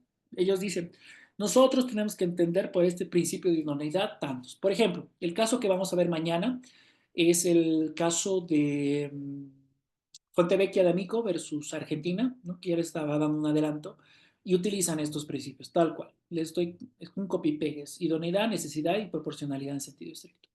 La sentencia acá del desacato también utiliza la ponderación sobre necesidad, idoneidad y proporcionalidad en sentido estricto. Y así hay varias sentencias. También he visto a jueces que han utilizado el de la ponderación. Gustavo, si tú te acuerdas, esta anécdota que les conté de un juez que utilizó el principio bueno, el método argumentativo de la ponderación y fue refrendado por la otra parte, llegó hasta acción de amparo constitucional. ¿Y cuál fue la defensa del juez? Que le enseñaron a hacer esta ponderación con dos hojitas en la Escuela de Jueces del Estado. Obviamente lo hizo mal, no estableció, pero sí lo utiliza. En la época del COVID, el Tribunal Supremo de Justicia ha establecido vía circular que los jueces deben utilizar estos subprincipios para la aplicación y resolución de conflictos en general, ¿no? El Tribunal Constitucional lo utiliza, etcétera, etcétera. Esto es algo que sí está reconocido, es algo que se utiliza a todo nivel. La escuela de jueces también lo maneja, los vocales lo manejan. Yo me acuerdo que tuve una discusión con un vocal el año pasado, que también era profesor de la escuela de jueces y hablaba sobre la ponderación. Eh, para mí lo hablaba de manera muy superficial, porque ni siquiera le decía Robert Alexei, le decía Robert Alexei, me acuerdo de eso. Pero pues nos pusimos a debatir ahí bastante interesante, pero creo que no lo he entendido de una manera propiamente dicha, ¿no? Y ese es el punto, Gustavo. Eh, los jueces están pretendiendo utilizarlo, pero creo yo que como muchos autores que hemos intentado entender su teoría, lo estamos utilizando de una mala manera. Y eso ha sido objeto de amparo constitucional incluso, como te cuento, Gustavo. Así que sí, es algo que se utiliza, es algo que se maneja. En lo particular, no es algo que a mí me dé un criterio de objetividad, porque la ponderación es eh, bien discutible. Es más, mi escuela lo ataca constantemente, García Amado lo ataca constantemente, etcétera, pero sí es algo que se lo maneja, ¿no? Y no solamente aquí en Bolivia, se lo maneja en Colombia, se lo maneja en España, se lo maneja en Italia, se lo maneja en Francia, he visto también sentencias así, se lo maneja en la Corte Interamericana, se lo maneja en el Tribunal de Derechos Humanos, etcétera, etcétera. En el Perú también he visto que se ha manejado y es parte de un nuevo modelo argumentativo que se está estableciendo. Claro, pero a mí, por ejemplo, la pregunta de Gustavo a mí me permite, ¿no? Al menos señalar que si nosotros no estamos muy conscientes que realmente se utilizan estos principios, es porque la Administración de Justicia no lo está manejando con este tipo de criterios, o al menos con lo que pretende este tipo de teoría ser objetiva. Si lo estamos utilizando de una manera muy de pasada, si lo estamos utilizando de una manera de decir, eso debería ser porque lo dice Robert Alexi, entiéndase, por un principio de autoridad, no lo estamos entendiendo y tampoco lo estamos utilizando de buena. Y esto es algo que también lo he discutido y lo he debatido con los jueces, ¿no? Y es algo que se utiliza. Es por eso que es importante este tipo de modelo argumentativo. Como les decía, mi labor acá es netamente descriptiva. Eh, puedo decirles cuáles son mis desacuerdos en torno a esto y claramente puedo establecer cuál es el criterio que a mi entender no engranaría tanto dentro del criterio de la ponderación, pero es algo que sí se está utilizando y es algo que tiene tendencia a crecer muchísimo. ¿Por qué? Porque justamente se han encontrado ante normas y ante conflictos normativos que la subsunción no ha sido suficiente ni es suficiente. Y mucho menos si todos los días está saliendo jurisprudencia del Tribunal Constitucional que te está diciendo esto es el derecho 1, esto es el derecho 2, esto es el principio 1, esto es el principio 2, esto es el principio 3, etcétera, etcétera. ¿Se entiende, Gustavo? Así que sí, se está utilizando bastante.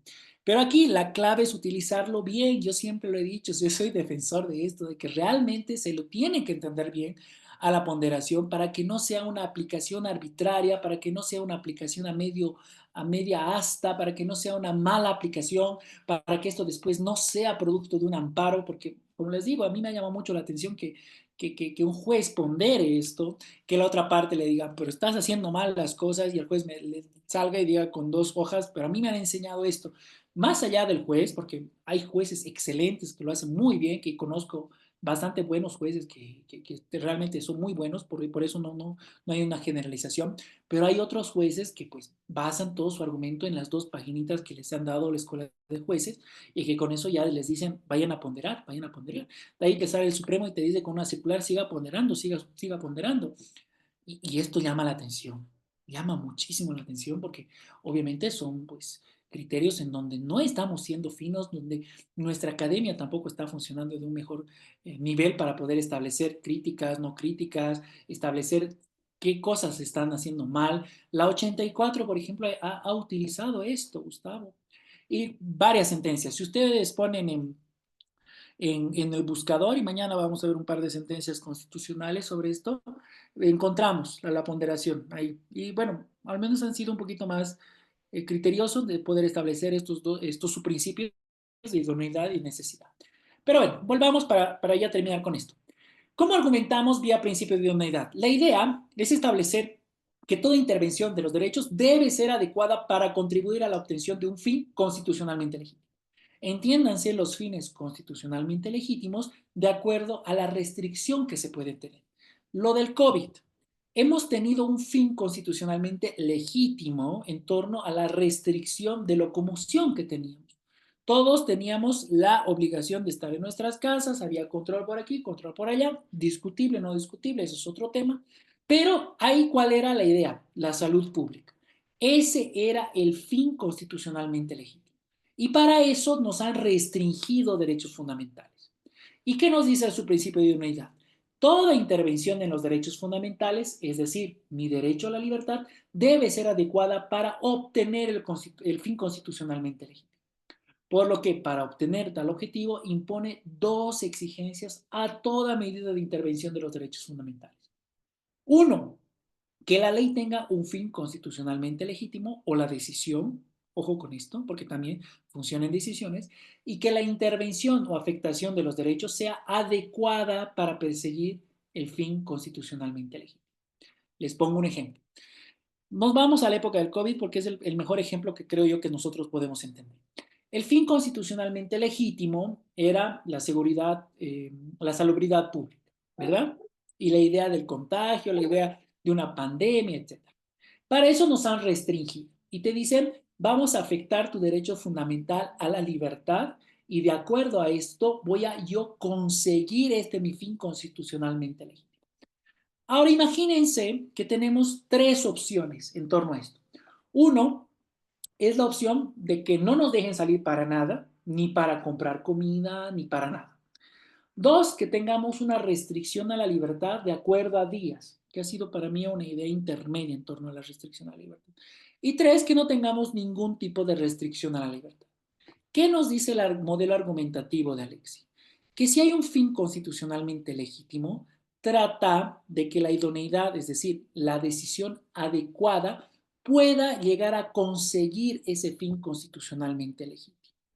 Si en este caso tu fin constitucionalmente legítimo era proteger la salubridad pública, evitar el desastre sanitario y el contagio, la opción 3, es decir, la que todos salían libremente, puede que no haya sido la idónea, la adecuada.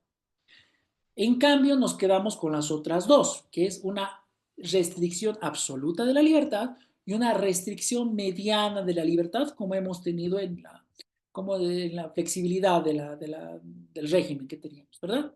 Solo se lo estoy poniendo como ejemplo. Eso de la discusión de la pandemia igual ha sido otra discusión vía este tipo de ideas. En ese entendido, ¿no? El análisis a partir del principio de idoneidad es indispensable para establecer de manera previa, uno, cuál es el fin que la ley pretende fomentar o cuál es el fin que la decisión pretende establecer y corroborar que se trata de un fin constitucionalmente legítimo. Si el fin no es constitucionalmente legítimo, obviamente toda la idea de la restricción a la libertad se cae. ¿Ya? Pero tengo mi primer elemento argumentativo, establecer cuál es el fin constitucionalmente legítimo y si la idea de restricción o la medida que va a restringir tus derechos fundamentales va a llegar, es idónea para conseguir ese fin legítimo. Hasta ahí estamos bien, ¿verdad? Pero a esto nosotros debemos adjuntar un segundo criterio, que es el subprincipio de necesidad. De acuerdo a este subprincipio, toda medida de intervención a los derechos, todo tipo de restricción, tiene que ser la más benigna en mi derecho fundamental intervenido. Entre todas aquellas que revisten por lo menos la misma idoneidad para contribuir al fin objetivo. ¿Qué significa esto? De estas tres restricciones de las dos primeras restricciones, la tercera que no sería tan restricción, yo ya he dicho que para mi fin constitucionalmente legítimo, que yo he establecido que sí, es un fin constitucionalmente legítimo, voy a adoptar, bueno, me quedan dos opciones, ¿no? Me queda la restricción absoluta de la libertad y me queda esa restricción intermedia de la libertad, es decir, parcial. Dentro de estas dos restricciones, yo tengo que ver cuál es la más benigna a mi derecho fundamental intermedio. ¿Qué quiere decir esto? Que si con la menos invasiva, es decir, con la más benigna, que sería la libertad parcial, esta opción intermedia, yo podía llegar al fin constitucionalmente legítimo, esta es la necesaria que yo podría adoptar. En cambio, si yo con la otra también puedo llegar al fin constitucionalmente legítimo, pero que me restringe más derechos, es decir, me restringía totalmente mis derechos, no podía ni siquiera ir a comer, por ejemplo. ¿No ve? En ese tipo de restricciones, ahí yo veo una restricción mayor, menos benigna. En este caso, la segunda opción, esta restricción parcial que yo he tenido a mi libertad para conseguir ese fin legítimo constitucional, era la más benigna, yo podría argumentar a partir de ese criterio. Este principio también es conocido como el de indispensabilidad, sobre todo dentro de la doctrina alemana, o del más venido o de la más restringida posible. Aquí, ¿qué te dice Robert Alexi y todo el criterio de la ponderación argumentativa? Que tú tienes que, bueno, has identificado el fin constitucionalmente legítimo. Has establecido que para ese fin constitucionalmente legítimo necesitas cierto tipo de restricción.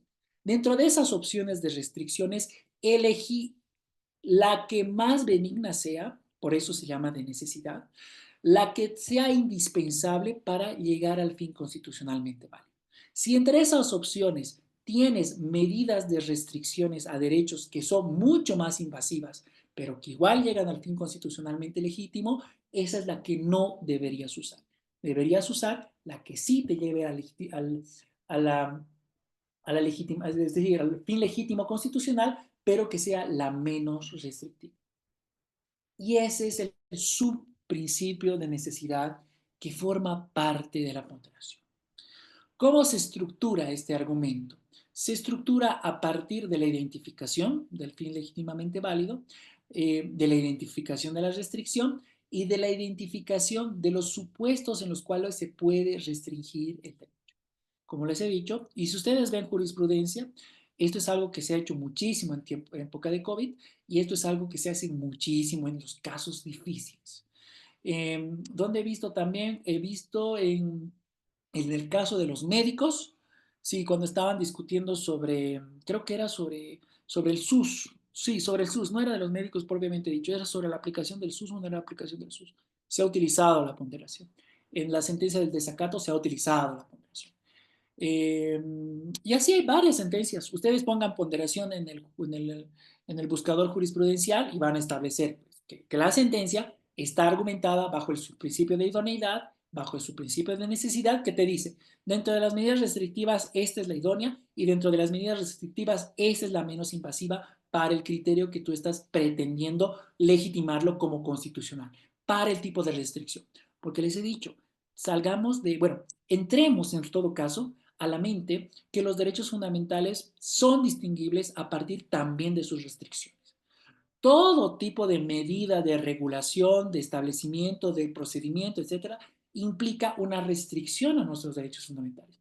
Nos vamos a un proceso civil, o en un proceso civil, por ejemplo, de conocimiento, tenemos un procedimiento mucho más restringido en torno a lo que significa interponer pruebas, menos plazos, qué sé yo, porque son pues antes lo que eran los coactivos, ¿verdad? Son de conocimiento, son monitores de conocimiento. O lo que implica, por ejemplo, en los procesos penales. La idea, por ejemplo, de no presentar o de no producir pruebas en cierto tipo de etapa o de establecer cierto o de resolver cierto tipo de incidentes en otro tipo de etapas procesales o en juicio oral o las de aplicación de las suspensivas, por ejemplo, a diferencia de las devolutivas, etcétera, etcétera, son restricciones a nuestros derechos a la defensa de acuerdo a un procedimiento establecido, a un procedimiento institucionalizado. Y así van restringiéndose constantemente los derechos. Una aplicación de una detención preventiva es una restricción al derecho a libertad. Una aplicación de una detención domiciliaria es una medida menos restrictiva a lo que significa el derecho a la libertad, etcétera, etcétera. Y esa es la idea propia que tenemos que tener de los derechos fundamentales. Y finalmente, bueno, aquí es básicamente lo que les he explicado, ¿no? Este es su principio de la idea de la necesidad. La primera, si por lo menos, si reviste por lo menos el mismo grado de idoneidad que la medida legislativa para alcanzar el objetivo inmediato, esta última, y la segunda se afecta negativamente al derecho fundamental en un grado menor, siempre hay que adoptar por la que menor interviene, pero que llega al fin constitucionalmente legítimo. Si agarraríamos, por ejemplo, la que no nos restringe nada, pero también se cae la argumentación porque no, obviamente, no llega al fin constitucionalmente, ¿vale? Por lo tanto, Robert Alexi nos plantea de que debemos encontrar siempre la idea intermedia y es lo que debemos argumentar, porque Robert te dice, todo esto funciona si tu argumento está bien hecho. Cuando yo le pregunté a Robert Alexi cuál es la objetividad de toda la teoría que estás planteando, Robert Alexi simplemente dijo mi teoría argumentativa. Si uno argumenta bajo estos subprincipios, determina con objetividad cuál debería ser el rol de una decisión, de una ley que está restringiendo o pretende restringir derechos fundamentales o derechos que están protegidos de manera constitucional. Y finalmente el principio de proporcionalidad en sentido estricto que te dice, cuanto mayor sea el grado de insatisfacción o de detrimento de un derecho o un principio, por ejemplo, el derecho a la libertad, mayor debe ser la importancia de satisfacer al otro y esta regla podría denominarse la ley de la ponderación. Esto ya es la aplicación per se porque te dice, cuando tú tienes una restricción de tu derecho a la libertad, por ejemplo, ¿no? Tiene que haber un grado de reparación o de satisfacción hacia el otro con otro tipo de medida de acuerdo a la restricción que has tenido. Si tú has tenido una idea propia de afectación a un principio o un derecho, la solución, te dice, tiene que venir a satisfacer. Si tú estás totalmente aislado, estás totalmente prohibido de la libertad, pues la idea de una medida restrictiva en torno al fin legítimamente constitucionalmente válido tiene que ser una menos restricción a tu derecho a la libertad. Y este es el principio de proporcionalidad, específicamente y en sentido estricto, el de ponderación. Y esto es lo que se maneja a nivel argumentativo cuando nosotros pretendemos utilizar el modelo argumentativo de la proporcionalidad. No había sido tan sencillo, ¿verdad? No había sido algo como que, pues, sopesemos entre principios y este tiene que ganar. No.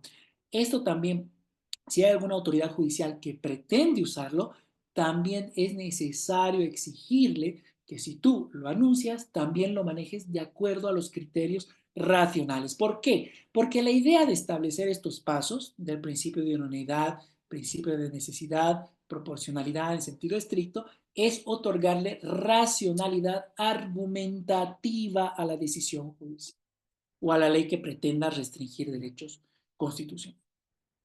Obviamente, bueno, y con esto acabo, perdón por pasarme la hora. Obviamente, esto tiene que ver pues, con la racionalización propia de la estructura, que no vamos a entrar mucho a detalle porque vamos a entrar sí a los ejemplos de razonamiento, como por ejemplo el Tribunal Constitucional Federal Alemán ha establecido un criterio de ponderación, igual en el caso Titanic, y lo que a nosotros nos concierne, el caso Fontevecchia de Amigo y el caso de mañana que vamos a ver de la sentencia constitucional del desacato, que es el de la ponderación y donde se utilizan los subprincipios y vamos a ver si están bien hechos o están mal hechos. Pero este, señores, y este, queridos amigos, es la idea propia del modelo argumentativo alexiano que se lo maneja hasta el día de hoy y se lo sigue manejando y se lo va a seguir manejando. Eso, queridos amigos, yo me despido con esto hasta el día de mañana. Espero que, bueno, yo sé que no se ha entendido mucho lo que implica la ponderación, pero mañana lo vamos a repasar de igual manera, pero creo yo que ya llegamos a sentar un poco más de lo que implica uno, la nomenclatura de los derechos fundamentales, este concepto moderno, cómo es que nosotros entendemos los principios vía derechos fundamentales y cómo este modelo argumentativo viene en la actualidad a reemplazar en muchos casos la subsunción.